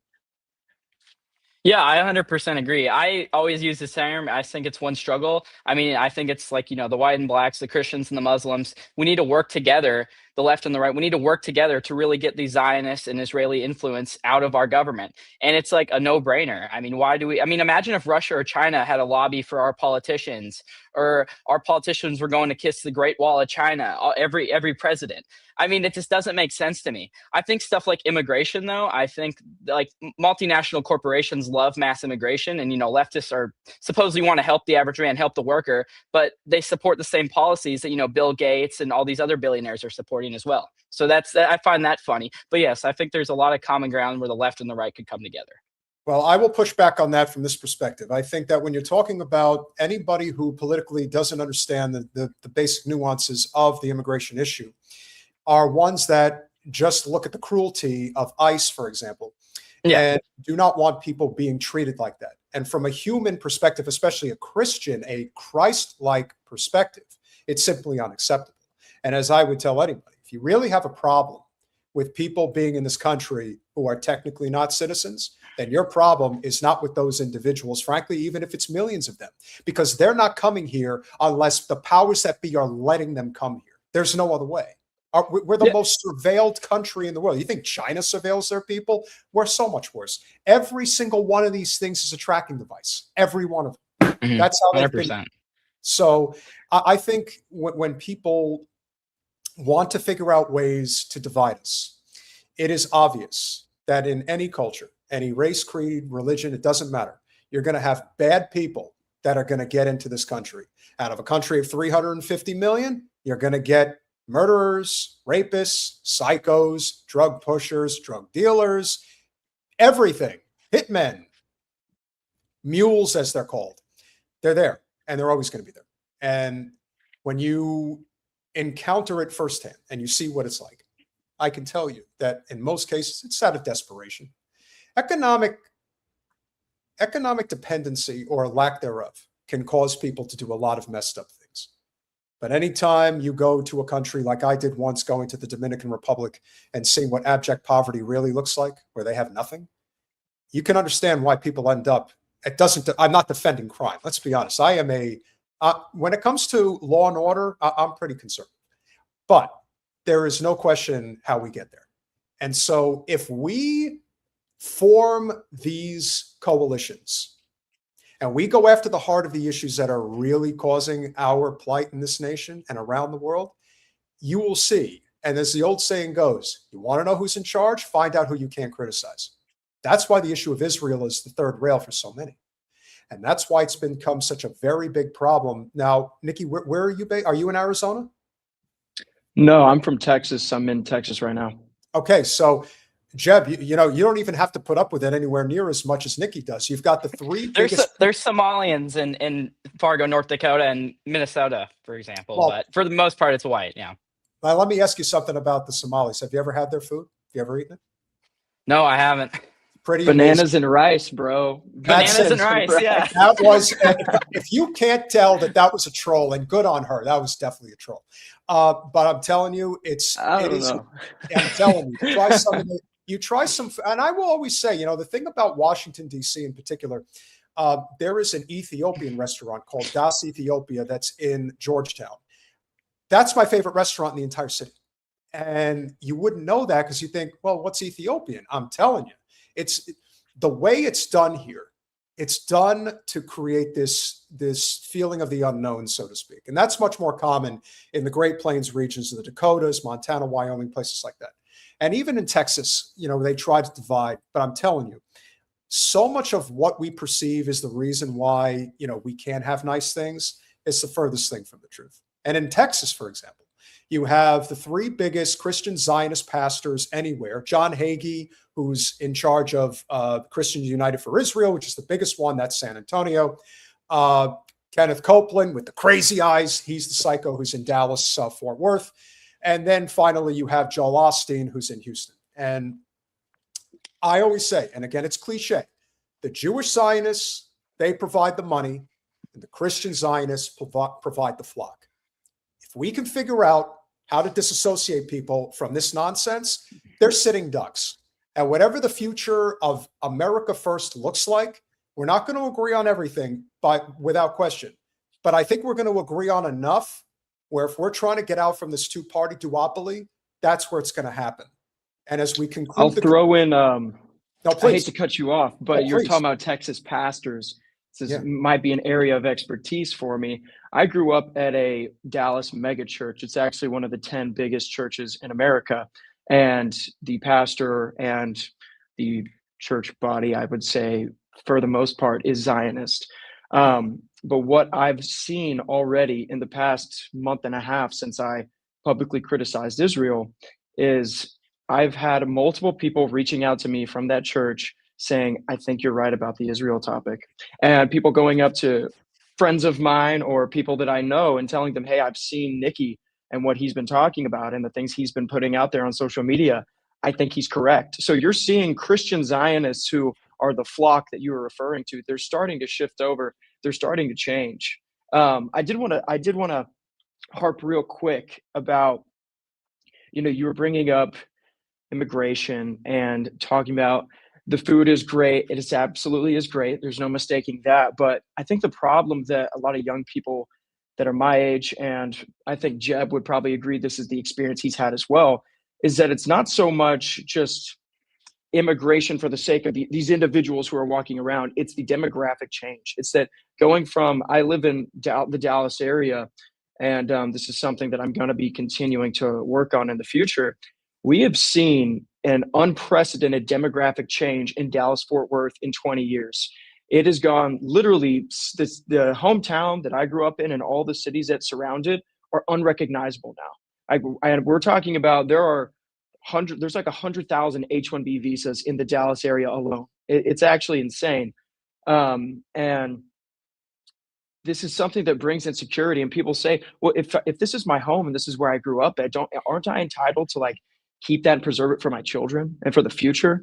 And so I would say we can link with people who are on the left, who are Israel critical on the issues that matter, like Israel and some economic policies. But I've seen people talk about this online. I want to see a coalition that comes together that they have to agree on this immigration issue as well. That is something that is crucial for us, because for us, I'm willing to work on some economic policies that might be a little liberal. Okay, I'm fine. I'll cede some ground there. But if we can do that, come together on the issue we absolutely agree on, which is Israel and Zionist control, and then they come to the immigration side of the issue, I think that you will see a new party that will reign for 100 years in this country. Now, now if you have thoughts, please go ahead.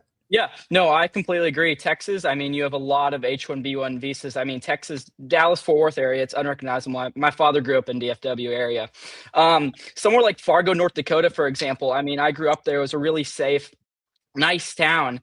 And, you know, the Somalians really just ruined it. I hate to say it, but they really just ruined it. If you look at Minneapolis, Minnesota, for example, if you go to the inner city, it looks like a third world country. I mean, it smells like weed everywhere you go. There's homeless people everywhere, like just look mentally ill people. It's not safe whatsoever. And it's just, I would rather have order over chaos any day. And I would cede ground. I mean, I think we could have like some sort of subsidized national healthcare system, for example, if we had our demographics in shape, because, you know, a lot of these immigrants that are coming over, they're taking advantage of America and they don't really understand what it is to be an American. They don't understand American culture truly. And like Somalians, for example, a large percent of them are on welfare. And I saw Omar Feta the other day and he's like, well, it's not the problem as immigrants. The problem is white people. And I don't think these people really understand our societies. And not all immigrants are the same. I would say like Mexicans, for example, really come into and assimilate with America well. I mean, they're Christian, they're hardworking, and they have family values. But not you can't hate everyone equally, and not every group of people is the same. Here's what I would tell you as a fellow white man. You are going to eventually evolve on this thought process because, again, the fear of the unknown plays a huge part in this. Now, I will say that when it comes to the demographic changes you allude to, there is an issue that I think people tend to ignore, which is assimilation. And assimilation is something that makes people very uncomfortable because if you're coming to the United States and you're not becoming a part of the United States, you're basically carving out this whole other world that is just different. And the different language, different customs, different culture, and all that, it does make it more difficult. Now, where I do agree with you, which I think is absolutely correct, is on the H-1B visa issue. And the reason this is such a big problem is because we do not live in a country that has tuition-free public college and trade schools. We do not train people. You see, if we lived in a country where we have certain industries that are in demand, let's say, and instead of trying to bring in people, let's say from India, for example, that are willing to work for pennies on the dollar once again, compared to people who want to be able to live here, because again, in many cases, I used to work with many people that I remember when I was a teenager and I was working in a bagel shop at a gentleman who was from Egypt. And what he would do is he would work and then he would just send the money home. And that is what's happening in many cases. They're not investing the money here in the States. And that's why I believe in shop small, buy local. I think that movement is a very big thing.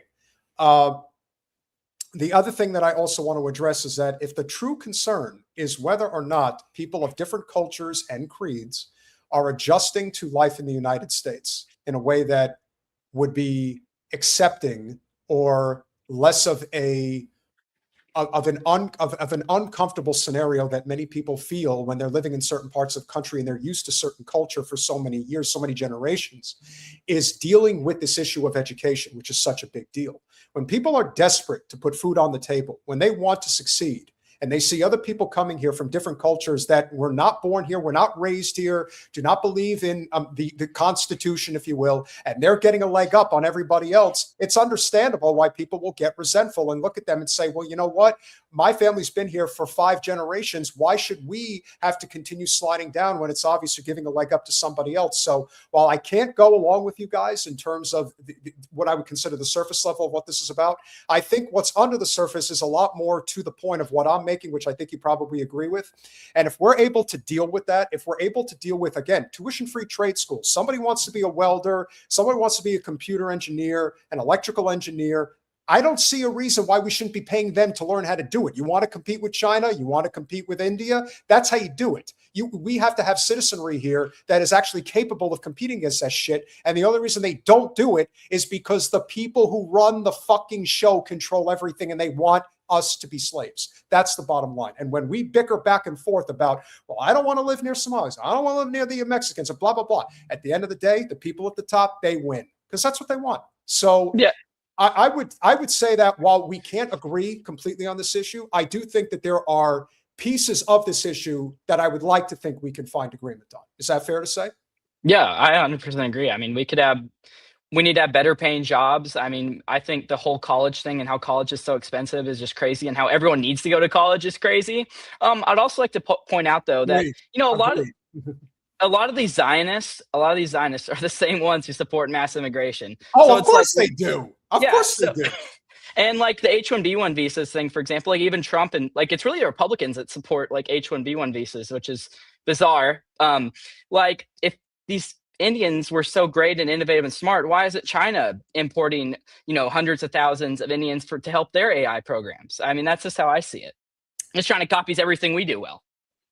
I think on the immigration topic, I agree that education would make us more competitive and help Americans be able to withstand some of these other immigration pressures. But as a nation, right? The word nation originally comes from family. Like if you look at the etymology root of the word, it comes from family. If we are going to be America first, then who comes first? The people who are already living here, or the people who want to come here and live here? I think it's the Americans who must be placed first, their interests, what they want, what they see, how they grew up, their way of life. That's the most important thing to preserve. I love everybody. I'm a Christian. It's not that I don't like somebody on the other side of the world, but the American government has much more of a responsibility for me and my family than they do somebody on the other side of the world. This is just basic. So the point being, bringing people here. America's always been, quote unquote, a diverse nation, right? We've always had people here that look different or talk different from each other. But why must heritage Americans be ethnically replaced? That's the real question. Yeah. Why does that have to happen? Like we've always had a subset, a minority of people who didn't look like me or talk like me, and that's fine. I don't have a problem with that. It's that why must we become the minority now? Why must me? And someone pointed out the become a term minority? melting pot. I saw someone point out the term melting pot. It popped up. Do you guys know where the term melting pot came from? Correct. Well, again, there's just Zwingli. Yeah, it was Israel's Israeli. Zwingli. They literally want to destroy us because they realize that we're the only people that are going to go up and like actually go against this like whole Zionist program that's trying to take over the world.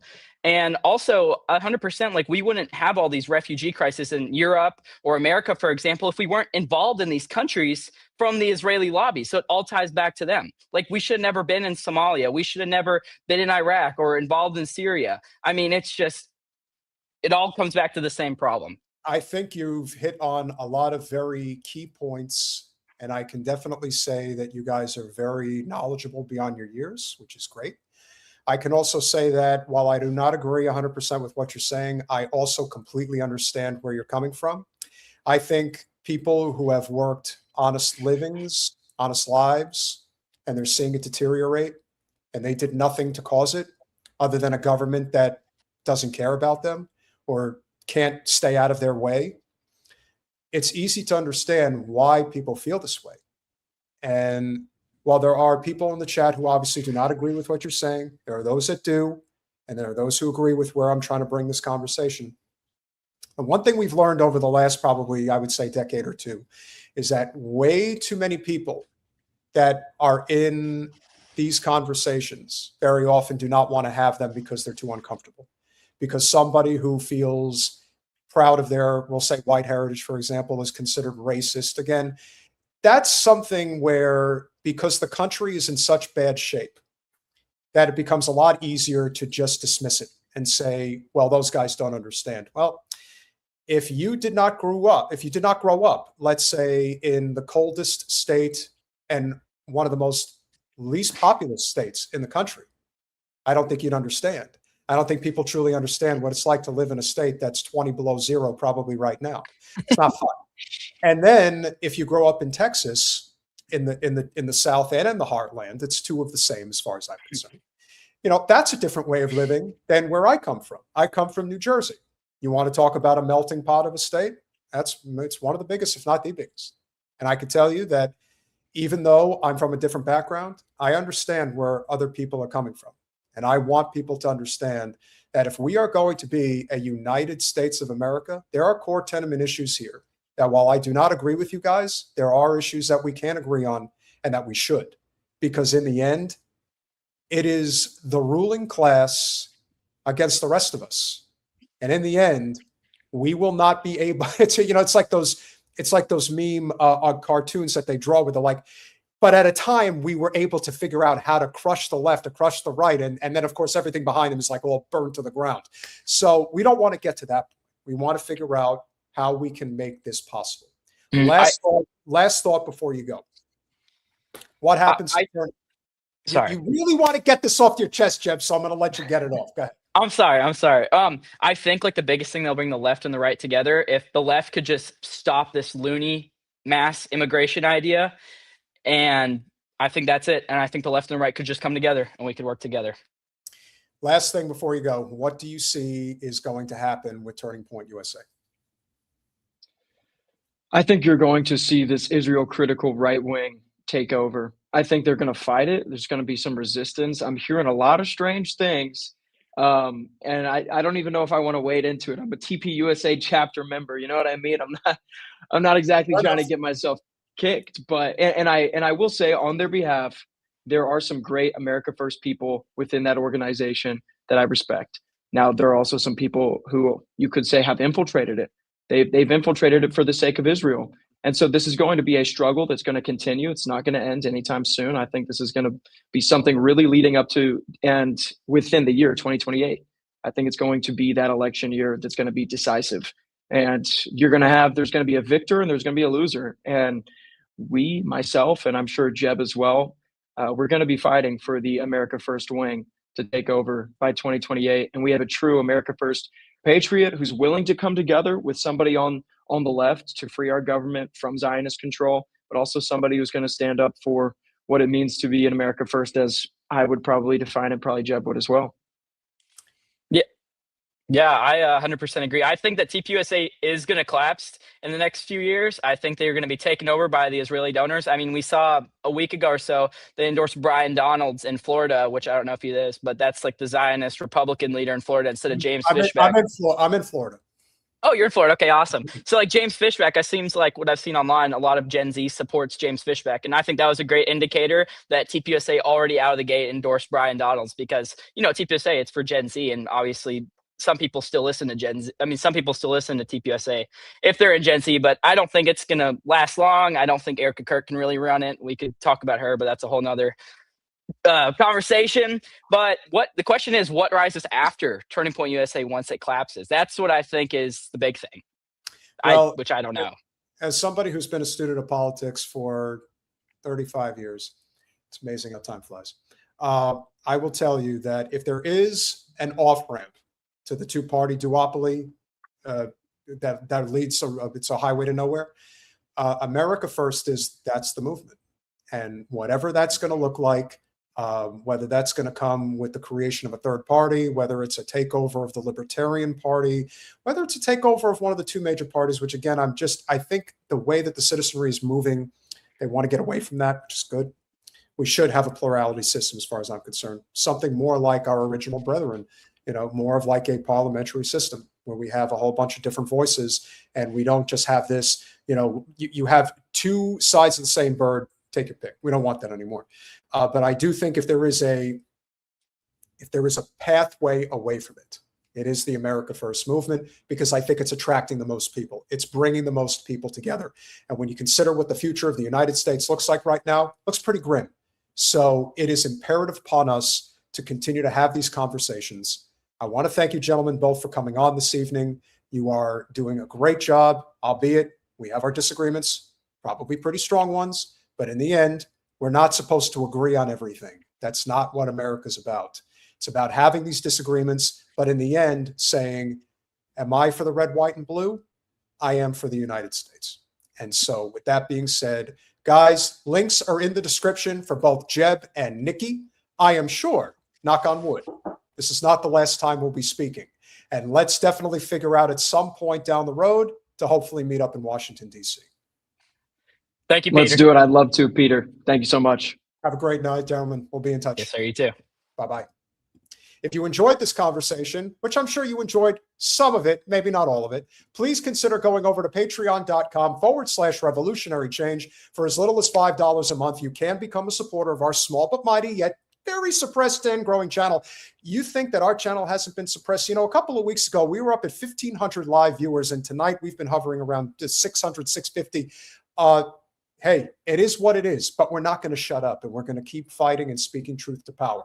And for those that have been chipping in so far this evening, Jim Talib, thank you so much for the $5 super sticker. Really appreciate you, my friend.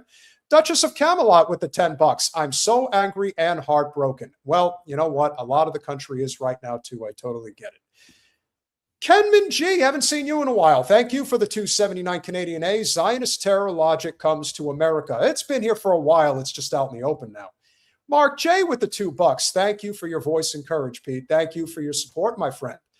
Skedward Bobby with the 10 Canadian A super sticker. Appreciate you, my friend. Very, very much. Kel Bella, 69 with the $5. Thank you for your insight. Appreciate you being here. Gezin 82 with the $5. Bro culture like Tate blames feminism instead of Rich, who is being there griping. Misogyny is popular in bro culture. I definitely agree with you on that. Jay Frog with the $20. Let's go, Peter. As a millennial, I'm so proud seeing Gen Z and young guys like Nicky and Jeb being brave and willing to make changes I wished my generation would have made. I'm so happy to see this. Anybody that is willing to speak truth to power, regardless of whether you line up with them ideologically, are people that, without question, deserve our credit and respect. My opinion. Louise Brooks with the $20. If it's any consolation, I'm almost 60 and free Palestine all the way. F the Zio complex. I agree. Gezin 82 with the $5. The immigrants H-1B are not the problem. The slave labor conservative employers from Texas are the problem. And again, that's the point. It is the H-1B visa program is employed by people who do not want to pay a living wage. That's the problem. And Gezin 82 with the $5 again. America First should be honoring treaties broken from Native Americans. Agreed. Why were Native Americans replaced? Think about that for the guests. And again, they're young. They're going to learn. It's not an end-all, be-all type situation. But I do think, thank you to yes, for that brief interlude where guys decided to put vulgar comments in the chat, be it as it may. It happens from time to time. Jewel in the machine with the $5. We should maybe stop dropping bombs on Somalia and destabilizing the world, creating refugees, stealing resources. Yes, but you're asking for a lot because remember, bombs, there's a lot of money in bombs. And that's why they drop them. And finally, Callie Moon. Thank you very much for becoming a YouTube member. Oh, wait, we have more. Excuse me. Citizen Pendejo with the 50 pesos. Just want to say, Jacoby and Kessenbaum are going nowhere running for office with guys like Jeb and Nicky standing in their way. Hey, listen, I hope they do run for office because I really would like to get a good laugh. And it would be great covering their campaigns. It would be great material for our channel, so I can't complain. And finally, Miss Capri with the $10. Great show tonight. God bless. Appreciate you being here, my friend. And so, to pick up on where we left off, and if you haven't smashed that like button, and if you haven't subscribed and you haven't shared the stream, please do. The future of what's going on in the America First movement with the youth, like Jeb and like Nicky, there is a reason why somebody like Nick Fuentes is considered a whisperer of this age demographic, because when people that are Israel first, like dime store Ben Shapiro knockoff Adam Sosnick, who, let's be honest, ladies and gentlemen, there is no question that Adam Sosnick, he is Patrick's Bet Star of David's APAC handler. Why else would he be in that position? And apparently, Jen, one of the things that Sosnick does is he does some type of insurance for the old and infirm. He's one of those guys. I'm not saying he's a payday lender, but in Broward County, Florida, we don't put anything past anybody. For those who are curious, where Patrick Bet David does his show in South Florida, it was exactly 15 minutes from where Jen and I used to live in South Florida. Jen and I lived a few minutes apart, and then Patrick Bet-David lived where the studio is that he does a show. It was about 15 minutes away. So we were very familiar with what they were up to. And here is what Nick Fuentes had to say in response to what Adam Sosnick had to say about him. About all the behaviors that you can get away with in the club. You can open carry in Miami. Okay, that's what the city is known for, is gangsters, drugs, cocaine, weed, escorts, OnlyFans. Think about the behaviors that are tolerated. Miami is the mecca of OnlyFans. If you turn 18 as a young girl, high school age girl, you're a senior, and you decide, I'm going to sell my body on the internet for money, you go to Miami. He's right. Now, as somebody who lived in South Florida for a decade, I can tell you that Miami, South Florida in general, that's where that stuff happens. When I lived in the neighborhood that I lived in Delray Beach, there were multiple people in the neighborhood who were doing things like that. For whatever reason, in South Florida, this type of degenerate behavior was very common. And there was no question in terms of who was facilitating it, as Fuentes is going to explain. Where there's a 0% income tax, you work from home, you could be a digital nomad, that's what you do. That's fine. You're a whore, you wanna hang with the rich and influential, you wanna hang with powerful people, you go to the Miami club, you offer up your body.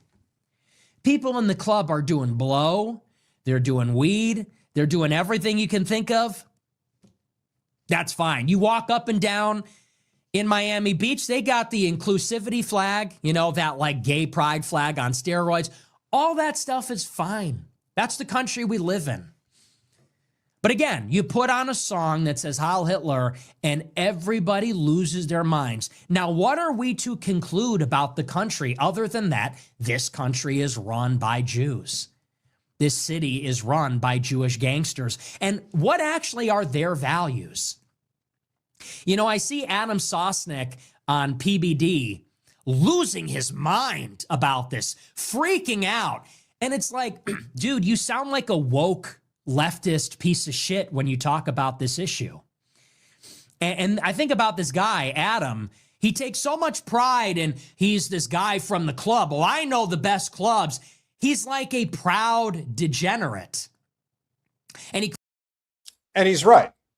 Adam Sosnick is a proud degenerate who happens to make a lot of money doing a lot of very shady stuff in South Florida. But this is where I want to be very clear about why Fuentes is such a big deal and why he's going to continue to be one, even though I suspect he's a Fed.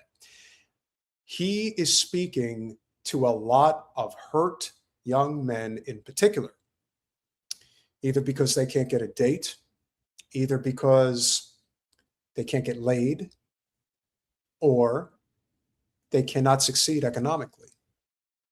And there is a rage that people have at the world right now, and he's using it as a weapon. I don't trust Nick. I think Nick's pretty dangerous, but you have to be able to see why it's working. Because the one thing that I try to point out constantly about why people are making this all about a Jewish problem and not a Zionist problem is because the Zionist Jews, like Adam Sosnick, make it a Jewish problem, and they do it on purpose. For what purpose? For money and power, and nothing more. Claims to be an anti-woke right-winger. He's got a big problem with Muslims, big problem with leftists, big problem with black crime, big problem with black people. He offends Muslims on the daily, offends blacks on the daily, offends me as a Christian, Christians on the daily. When this edgy, edgelord troll song comes on, he sounds like a screeching leftist. Why didn't you get up and leave? You are the company you keep. If you sit at a table with one racist, everyone at the table is a racist anti-Semite. Seriously, bro?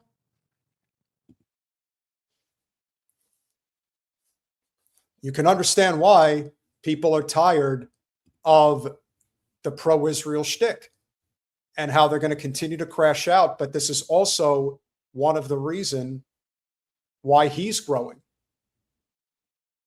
And I'm not gonna put it up now, but I saw what Gezin just posted in the super chat. Nick is an incel whisperer. That's who he appeals to more than anybody else. And so if you want people to rage, they're going to rage because of what Nick is saying, because unfortunately, Nick is right about a lot of these problems. We've often said you can have the right message and be the wrong messenger.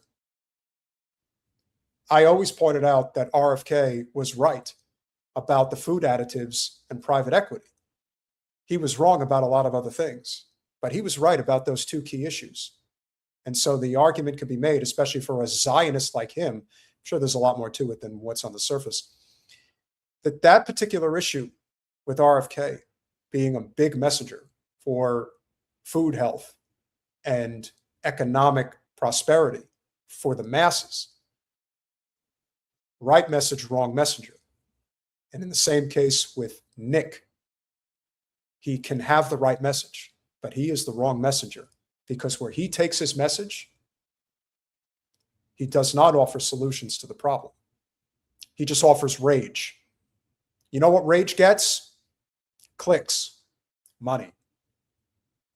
We offer solutions here. He doesn't. But keep in mind why, when the America First split continues to grow, that people are going to go to him and not to people like Sosnick. So what are your values as a Jew then? All these Jews in Miami Beach, like I said, for them, prostitution, pornography, drug abuse, sexual assault, and sexual abuse, that's all fine. That's all fine. Pimps, players, all that stuff for them is fine. Hey, have a good time. Offend Jews, it's an incident. Well, you know, I don't want to live in that country anymore. I don't want to live in Jewish America anymore. I don't want to live in a country where those are our values. I think that we should have different values. I think that we should live in a Christian nation. And there it is. I think we should live in a Christian nation, even though we are supposed to have a constitution that has the separation of church and state. Does this guy really think he's a Christian? I'm honestly, does he really think that? I'm still convinced, you know, it's kind of like Pelosi and Mitch McConnell. I just go behind the scenes and convince the people that we really hate each other. But in reality, we love each other very much. Oh, yes, we do, Mitch. We love each other very much. It's just a game. But all the while, people get raged up. And this is what happens. That's Fuentes in a nutshell. And unfortunately, because of what the Zionist movement, the Zionist Jewish movement in particular, has created in this moment, it's given way too much power and clout to somebody like him. Because if he gets the power, he's going to be dangerous, and he's going to wield it in a very provocative, egotistical, and violent way. You know, he was at January 6th on a bullhorn. He was never arrested. He told people to go into the Capitol. Nothing ever happened to him. You have to wonder what really did go down behind the scenes. What type of an agreement did he make so that he didn't get in trouble? What type of rhetoric and language does he have to push in order to get people riled up? And he does that all the time. But this is, again, a reminder of why is this the case? If we did not have the Zio scum control over our system, he would be rendered useless and irrelevant. He would have no part of this whatsoever. That's not what we're living through. We're living in a situation where things are starting to unfold going forward, and he still has relevance. I'm sure he was at Charlottesville. It wouldn't surprise me in the least. That's probably how he really got noticed in the first place. I think that we should be more offended that young Gentile women are being trafficked by Jewish OnlyFans, because that's who runs it. Do you know, by the way, that OnlyFans was not a pornography site when it got started?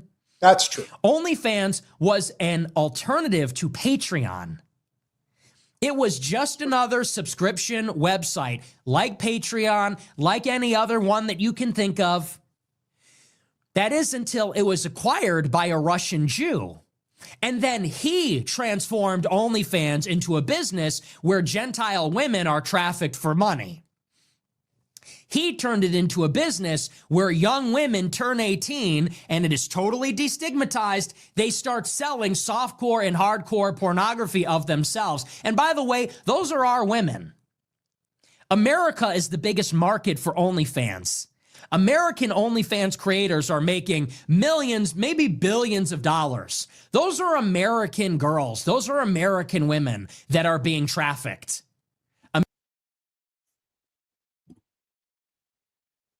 Last I checked, if you want to get on a camera like the one I'm on and take your clothes off or have sex on camera, for the most part, that is a choice. Now, you want to say that it's not the best behavior? And what is our women? Again, for somebody who probably has no real experience with women because he's such an online entity, I think he's projecting quite a bit. Quite a bit. But again, who is he preaching to? He's preaching to a lot of men that feel exactly like he does. And there are millions of them out there, guys. Millions. And you do not have to wonder why he's such a big deal. American women that are given a platform and sold to young American men. Who do you think's buying it? To American men. Well, a rich and powerful Jew takes a cut off the top. Hey, Adam, you got a problem with that? Hey, cocksucker mayor of Miami Beach, Jew, you got a problem with that? Where's the statement on that?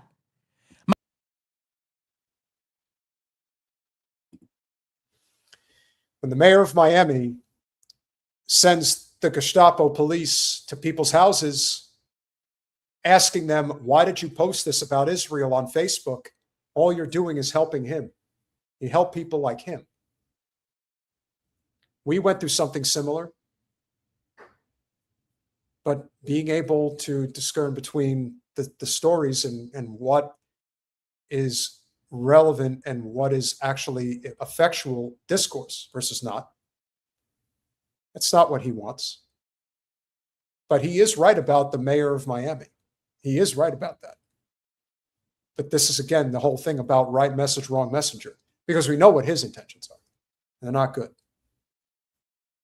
Miami is a city where young American women are trafficked, lose their innocence in the service of Satan, and equally young men lose their innocence buying this too. Where's the statement about that? Is the ADL going to protect them? Is the idiot mayor of Miami Beach going to protect them? No, they profit from it. They profit from it. They make money off of it. They encourage it. They are vampires. They suck our blood.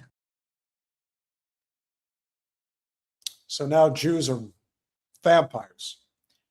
So you can understand why this is a problem and why, when so much of the Zionist movement hinges on the idea that you cannot separate Zionism from Judaism, that's where so much of this problem stems from, and why it's imperative that we deal with this at some point. If we don't, it's only going to get worse. And that's on the Jewish side. Now we get to the Christian side, Christian Zionism, where the real fun begins. Now, we are not, much like Candace Owens, going to stop talking about the Charlie Kirk story, because there is no question that it's connected to Israel. If anyone thinks otherwise, again, you just haven't been paying close enough attention. And in lieu of what just happened the other day, we know with absolute certainty that when it came to who this mega donor was that decided to put this threat on the table for Charlie Kirk, well, this is what we discovered. Confirmed to you today that on September 9th, amongst a smaller pool of TPUSA employees, Charlie sent a text saying, the day before he died, that he wanted to invite me to AmFest. I'm going to now read you an unhinged text message that Charlie received, this time from a female Christian donor, Zionist, of course. Erika Kirk can confirm it's real that Charlie Kirk received this. Let's read this, okay? All of the people that trusted you, Jews and Christians, including me, why would you platform anti-Semites like Candace and Tucker? There are many evangelical Christian Zionists who would never give these people the opportunity to spew their hatred. I'm one of them. You say people are accusing you of being an anti-Semite because you disagree with the Israeli government. Well, what is it exactly that you disagree with? You threatened Jews and Christians with your 30 million followers. Are you kidding? Be very careful, Charlie. Be very careful, Charlie, or you might just be met with an unfortunate accident. So he got this message a day before he was killed. There are no coincidences. Zero. I found out who the woman is. We'll get to that in a minute. You are in violation of the 9th commandment by bearing false witness against your brother Judah. When was the last time you read your Bible, Charlie? I'm coming to you as a believer. Genesis 12:3. Obadiah and many more prophets warned that those who curse Israel will be cursed. Your TPUSA Tampa event was a disaster.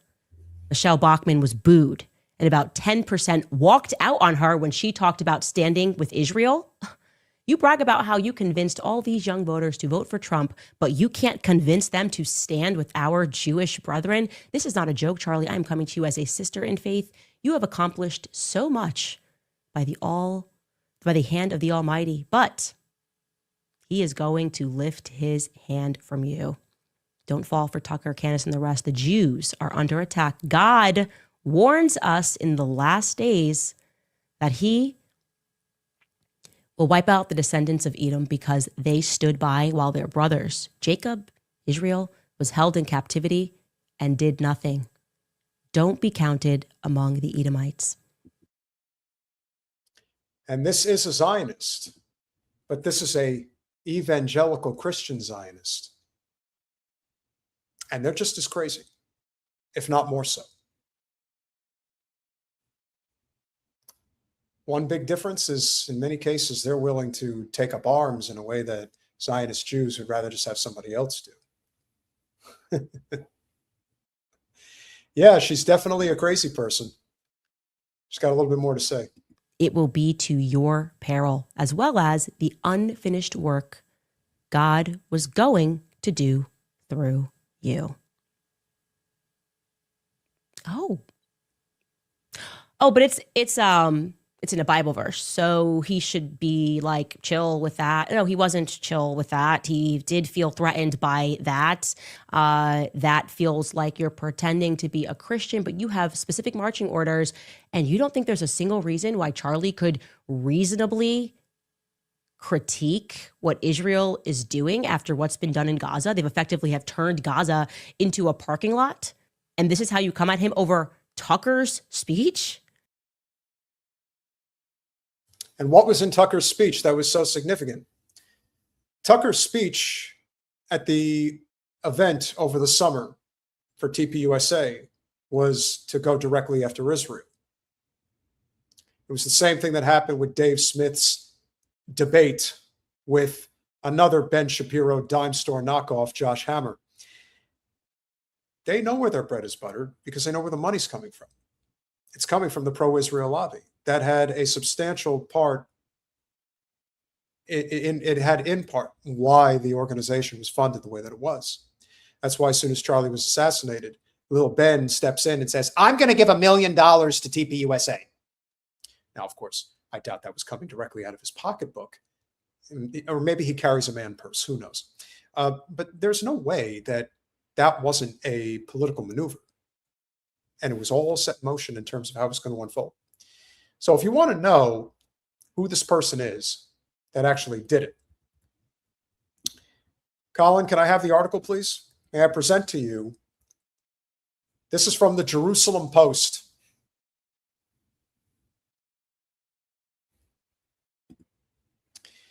"10 Christian Zionists," the top 10 Christian Zionists, according to the Jerusalem Post.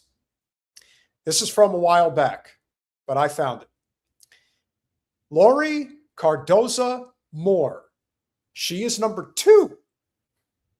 The number 1 guy on their list is actually Glenn Beck, of all people. Interesting. A fierce advocate for Israel in both the educational and political spheres. Boy, ain't that a winning face. You can see the crazy Lady Antebellum shit going on there.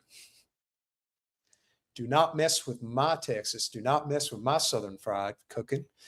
Lori Cardoza Moore founded Proclaiming Justice to the Nations, a Christian Zionist organization committed to fighting anti-Semitism and defending Israel. Raised Catholic, Lori later embraced evangelical Christianity and even discovered Jewish ancestry in her own family history. Her faith journey has fueled a lifelong commitment to biblical values and the defense of our Judeo-Christian heritage.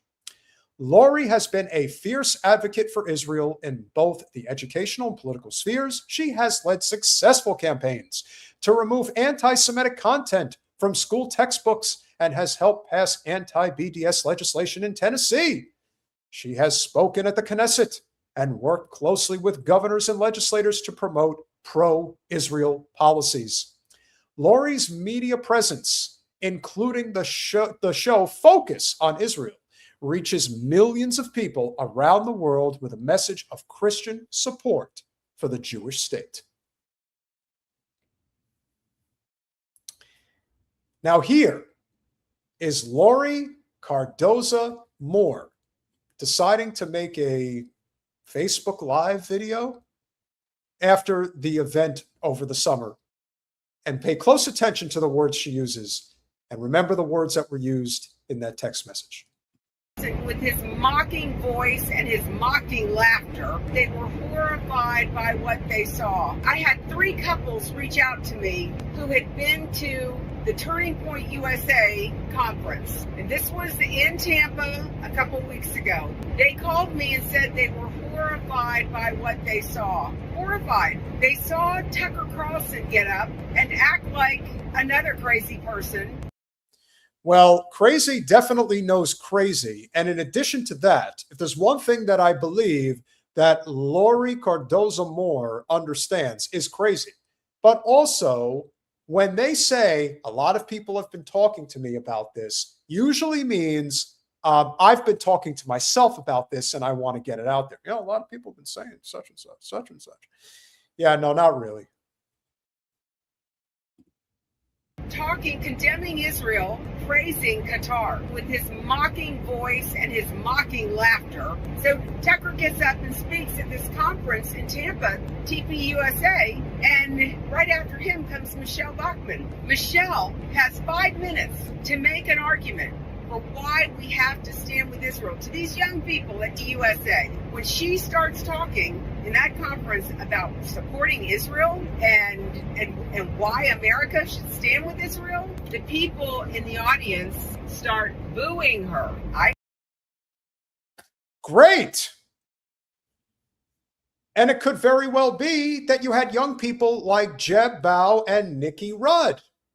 They're the ones booing because they're done with Israel. How dare they boo Michelle? You mean Michelle Bachmann? Michelle Bachmann. Does anybody remember who Michelle Bachmann was married to? I mean, talk about going into the Wayback Machine. I mean, this crazy evangelical Minnesota former congresswoman. If anybody has a picture of Michelle Colin, Jen, if for anybody who has a picture of Michelle Bachmann's husband and Michelle Bachmann with the crazy eyes, that takes me back. But it shouldn't surprise anybody that this is what she's reduced to in this stage of her career, that's what she has to do, is go to these events. They booed. They booed, as Tucker would say. They booed. Crazy. Spoke with her personally. She said 10% in the room got up and walked out on her. That is shameful. Then Charlie Kirk. This is his event. He's responsible for what people are saying and doing. Does he get up and condemn Tucker or correct Tucker for what he said about Israel and how dangerous Qatar is to us? No. Did Charlie get up and defend Michelle Bachmann? Did he condemn the people that got up and walked out on her and that booed her? Did he say why we stand with Israel, we support Israel? No. He didn't. I give you a lot of money and I demand to be heard. Kind of like Bill Ackman. See, this is the problem with people with too much money. They believe that they're too important, but they're really not. How about somebody with a lot of money, a lot of power, and is nuts? You get that? Didn't. That tells us everything we need to know. Now, I can't say for certain if this woman had anything to do with Charlie's demise, but as I keep saying, there is a lot of smoke, and where there's a lot of smoke, there's often a lot of fire. And Judeo-Christianity is often an anti-Muslim concept, for sure.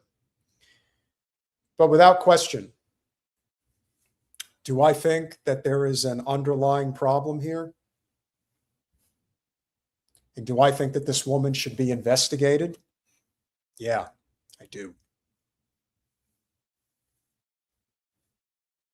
Some people just make a decision. And in the end, it's about business. And when you get a lot of rich, crazy people, powerful people to make these decisions, they say, yeah, we'll totally be able to keep the business afloat. You don't need Charlie. How important was Charlie? What do they know? They really believe that their money solves all problems. But when you're also so blinded by your religious insanity, that's where this stuff happens.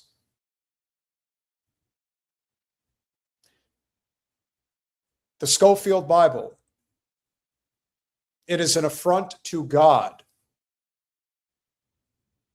to question what's going on here. Some people really believe this stuff. And I do believe that Lori Cardozo-Moore not only said what she said, meant what she said, but that she also very likely may have been involved in some way. There's a lot more to this story that we're going to cover next weekend, including the lawsuit that Turning Point USA threw at, the name of the channel is slipping me right now, but this gentleman based in Arizona, who basically is proving that Turning Point USA is a scam operation for the Israel cause, obviously. So now that they've opened up the floodgates for a lawsuit, now disclosure might happen. And that we'll really see what's going on. We also need to know more about Mikey McCoy, Andrew Colvin, a lot of other people. But most importantly, and maybe to no one's surprise that this is where we conclude for the evening, Erika Kirk, who I'm still convinced, Wolf's in Finance. Thank you, Jay Frog. Yes, Wolf's in Finance. That is a great channel, by the way. Done a lot of good research. Erika Kirk is central casting. I am convinced beyond any doubt that whatever this marriage was, everything is a means to an end. And so I am going to show you guys. First, we're going to lead off with Candace, which is going to lead into what I feel is an even bigger issue, because way too many people are caught up with Erika. There's been this video that was uncovered about her with her old boyfriend applying for Amazing Race. I don't give a damn about any of that shit. That gossip stuff, that doesn't mean anything. If that lady wants to date 100 men, that's her business, what she does in the privacy of her own home. However, to present yourself as this very pious person, very Christian lady who totally is going to show the way of the Lord. Yeah, not really. It's money, it's power. And that's all it ever was. Here we go. Thing that I think about, this is actually number one. Andrew Colvett, he painted a vivid picture for me in that immediate 48 hours. We were on the phone. And he told me about how when he flew, well, he was on the plane flying, he had so much anxiety and it was pent up because, like, you know, everyone was messaging him while he's on the plane, and, you know, he doesn't know whether or not, you know, Charlie was okay or whatever.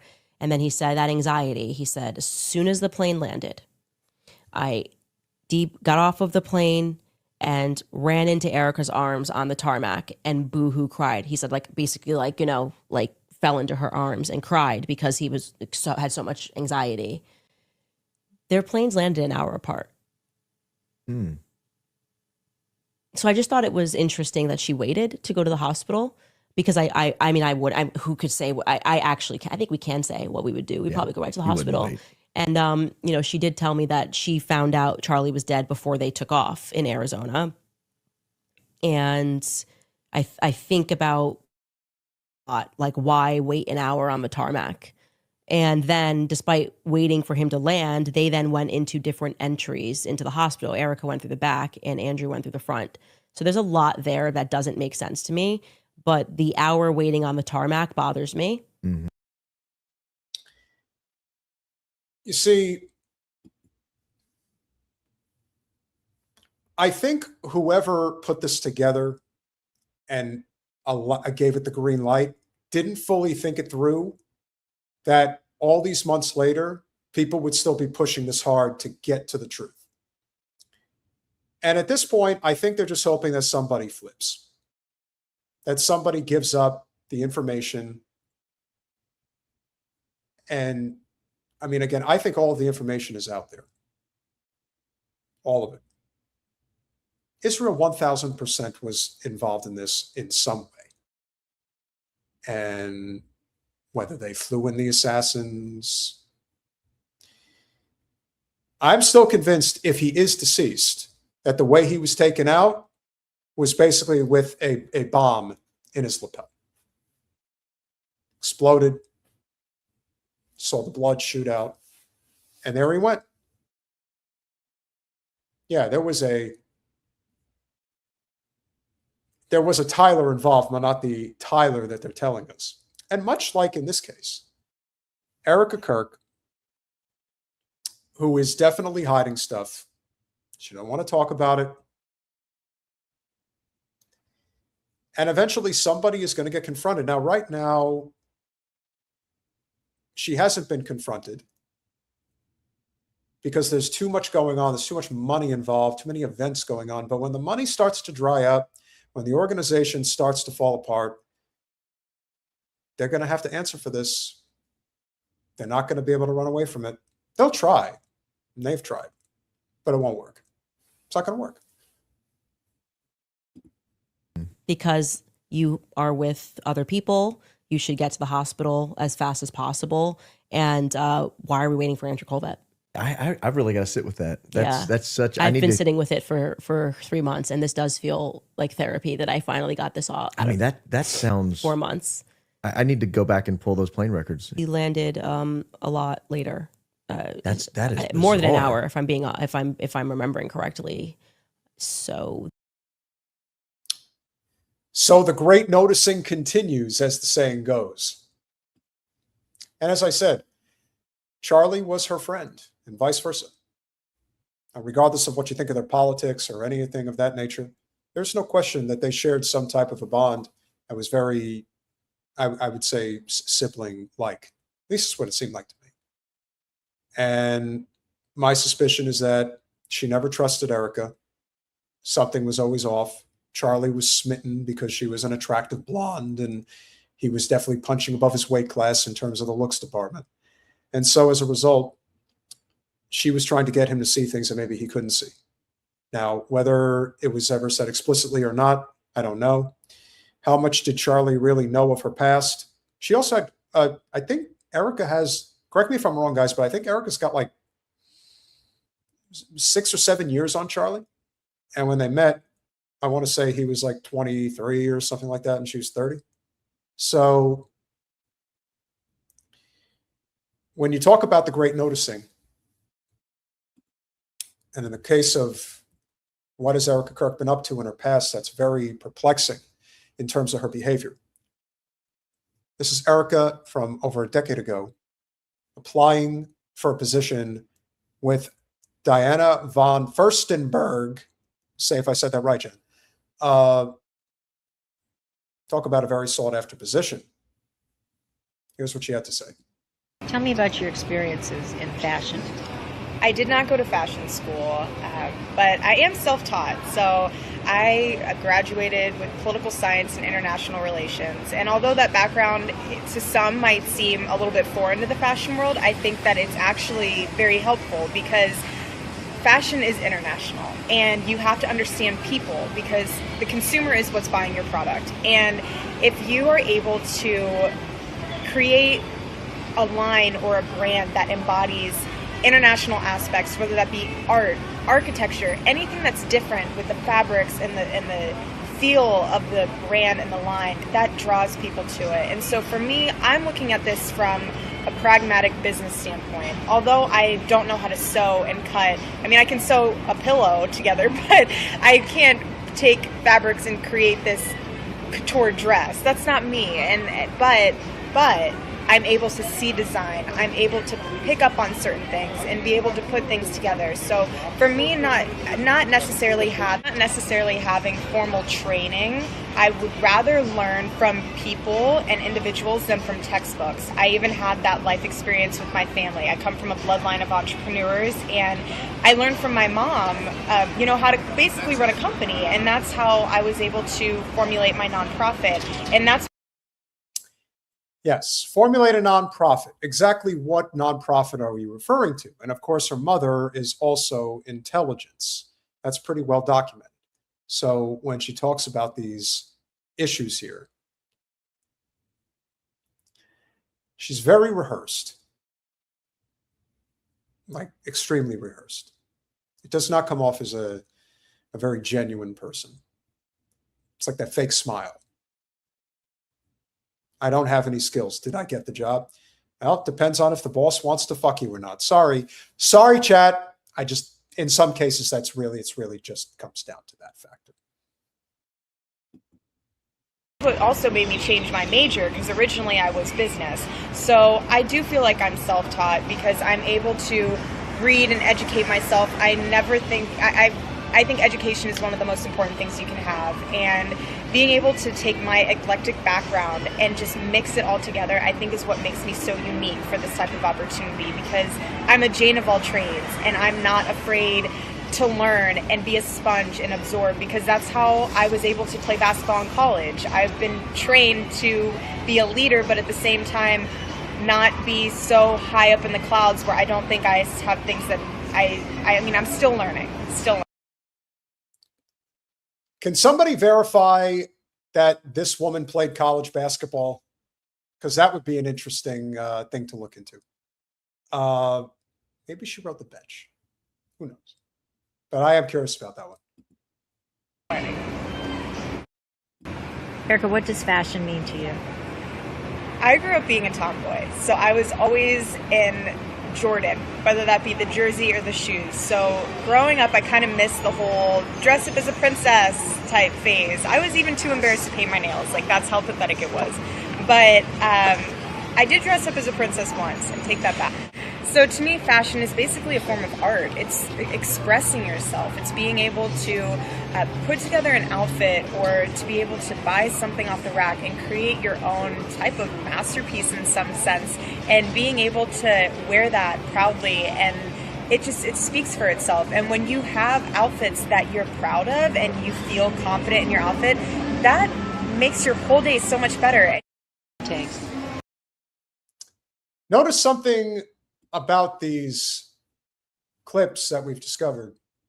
She don't have any bling on her fingers. Certainly pays to marry into the right situation. If you haven't smashed that like button, please make sure that you do. Please make sure that you subscribe. Please make sure you share the stream. Got a little bit more to say here. The timing in my life is perfect for this opportunity. I'm at a great point, just career-wise, to be able to take on this type of endeavor. And I feel like I have something very unique to offer this whole experience in general. Like I said, I'm very coachable, I'm very trainable. Did you catch that? I'm very coachable and I'm very trainable. Now, who's to say that? What was this interview for? Could it be for Turning Point USA?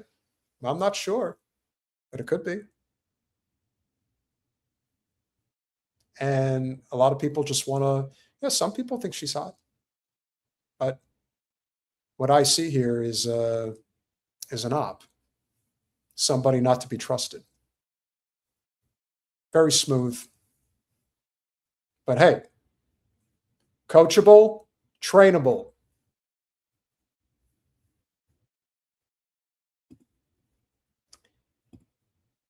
And I'm the type of person that I don't need all the time in the world to get ready. If you say you got to be on a plane in a half hour and you have to pack your stuff and go, I'm on it. I'm kind of like a gypsy. I don't mind living out of a suitcase. I'm used to it, and that's something that I'm okay with. So traveling, I love it. I'm all for it. I'm up for anything. I want to learn. I want to be able to use this opportunity and harness all the things that I can learn from it, and be able to just inspire people. Like, how cool of a chance it is to be able to work with Diane and her brand, and that's why I want to use this opportunity to inspire, to be able to make a difference, and to work with Diane and a brand that does that empowers women, that shows that you don't have to know everything about the fashion industry to make a difference. You can learn, and you can create your own experience out of it all. So I'm excited. I'm really looking forward to this, and if I have the blessing, to make a difference with this opportunity, I'm all for it.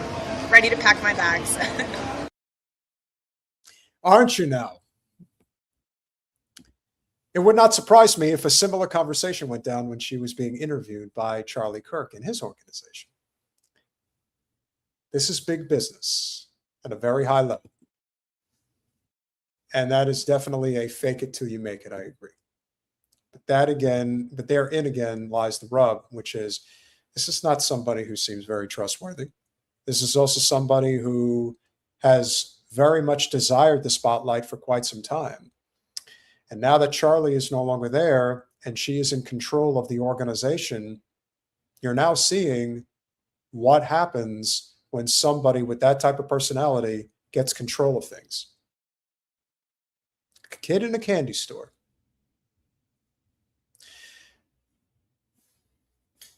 This story's not going away, and it shouldn't, because there's still so much more that is not being addressed. And I think it is fair to ask, is he even deceased? And if he's not, where is he? And where are the kids? And why does she seem like a very odd person who's definitely hiding something? As I said, right now, it'll last for a little while, but it's not going to last, because Turning Point USA is not going to continue to be flushed with cash. It has what it has now, and we'll see how long they can stretch it. The megachurch that Erika Kirk is partnering with for her Make Heaven Crowded tour is currently being sued for allegedly sexually abusing children while overseeing orphanages in Romania. Are we surprised? No. In fact, I believe one of the gentlemen that she's working with, Greg Laurie, another mega pastor, apparently has a number of skeletons in his closet. Kind of like these two. That is Michelle Bachmann and her very flamboyant husband, Marcus Bachmann. That is always the hard part about taking religious seriously. The worst part is that you have way too many people that get in it specifically for the money. They don't actually believe. And the ones who try to preach the hardest are often the ones that don't believe in anything. And so what ends up happening as this pro-Israel stranglehold over our country unravels further? Do we get more answers? I hope so. A lot of people have gotten away clean so far. It doesn't mean it'll last. But if these clips are any indication, it won't, and it can't. I know we covered a lot of ground tonight, and I appreciate each and every one of you that have stuck around to the very end. Please make sure, one more time, that you go over to patreon.com/revolutionary change. For as little as $5 a month, you can become a supporter of our small but mighty and yet still growing channel. And with that said, we do have a few more super chatters that we must get to this evening. Shatadan with being 3-month member. Thank you, sir. The left has never advocated for mass immigration. They advocate for mass citizenship of the immigrants we already have. That's true. You know, the last time there was major amnesty in the United States? Well, it was Ronald Reagan back in 1986, if you remember. Yes, but never underestimate why they're here. Tropical Crazed with the $2. Great show tonight, Peter. Really enjoyed it. I'm glad you did. Appreciate you being here. Murdog with the $4.99. Texas does not include white folks 500 years ago. Cultural, that's right, because it was Mexico 500 years ago. Cultural shifts and demographic alarmism is driven entirely from when you want to start the clock. Excellent point, brother. Excellent point. Gezin82 with the $5. Nick is an incel whisperer because the system is creating incels, but blaming left and feminism or women is dumb. Why not rich creators of this condition? That in itself is an excellent point. And finally, Luis Brooks with the $50 super sticker. Thank you very, very much. And thank you all for your amazing support. Why? You come here, the show, it's fun, it's good, but you need my approval, appreciation. The people who come and enjoy a little conversation, a little of this, a little of that. I got a fever, and the only prescription is more revolutionary change. You're coming at me all wrong. I don't need any of this support. I just want people to appreciate what good work we're doing here for humanity. General strike. Let's hear it. Let's hear it for revolutionary change. I come here because I want to give you the most fun you've ever heard in a podcast before in your life. So enjoy it and hit that like button, smash it. Come on. I love this show because it's the only place I can hide out and go away and never be seen again. And I want everyone here that is supporting this channel to smash that like button. Make sure you subscribe. Make sure you share the stream. It's very important. Very important. Got to do that because that's how channels grow. And if you're really not careful and you say the wrong thing, I'm totally going to shut you down because you people are crazy and you're really bad. You are totally not making America great again. Again. No, we definitely are because we are speaking truth to power.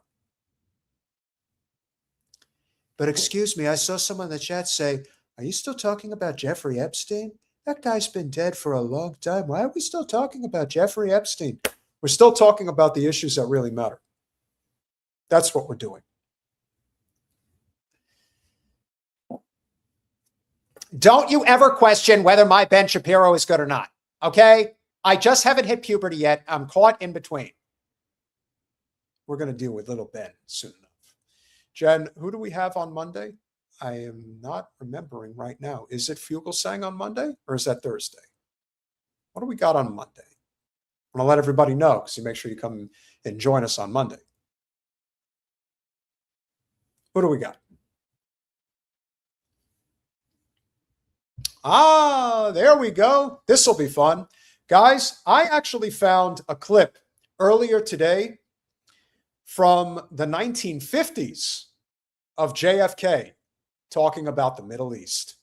We are going to play that on Monday with Wally Rashid and Ken McCarthy. We're going to have a nice panel discussion about JFK and Israel. It's going to be fun. Smash that like button, share, subscribe, do all those things that we ask you to do. And thank you, Mr. Pink. I appreciate your support as well. And this is the world's tiniest violin playing in support. Smash that like button, share, subscribe, do all those things we ask you to do. We love you all. We appreciate you all. I'll see you Monday. Free Palestine.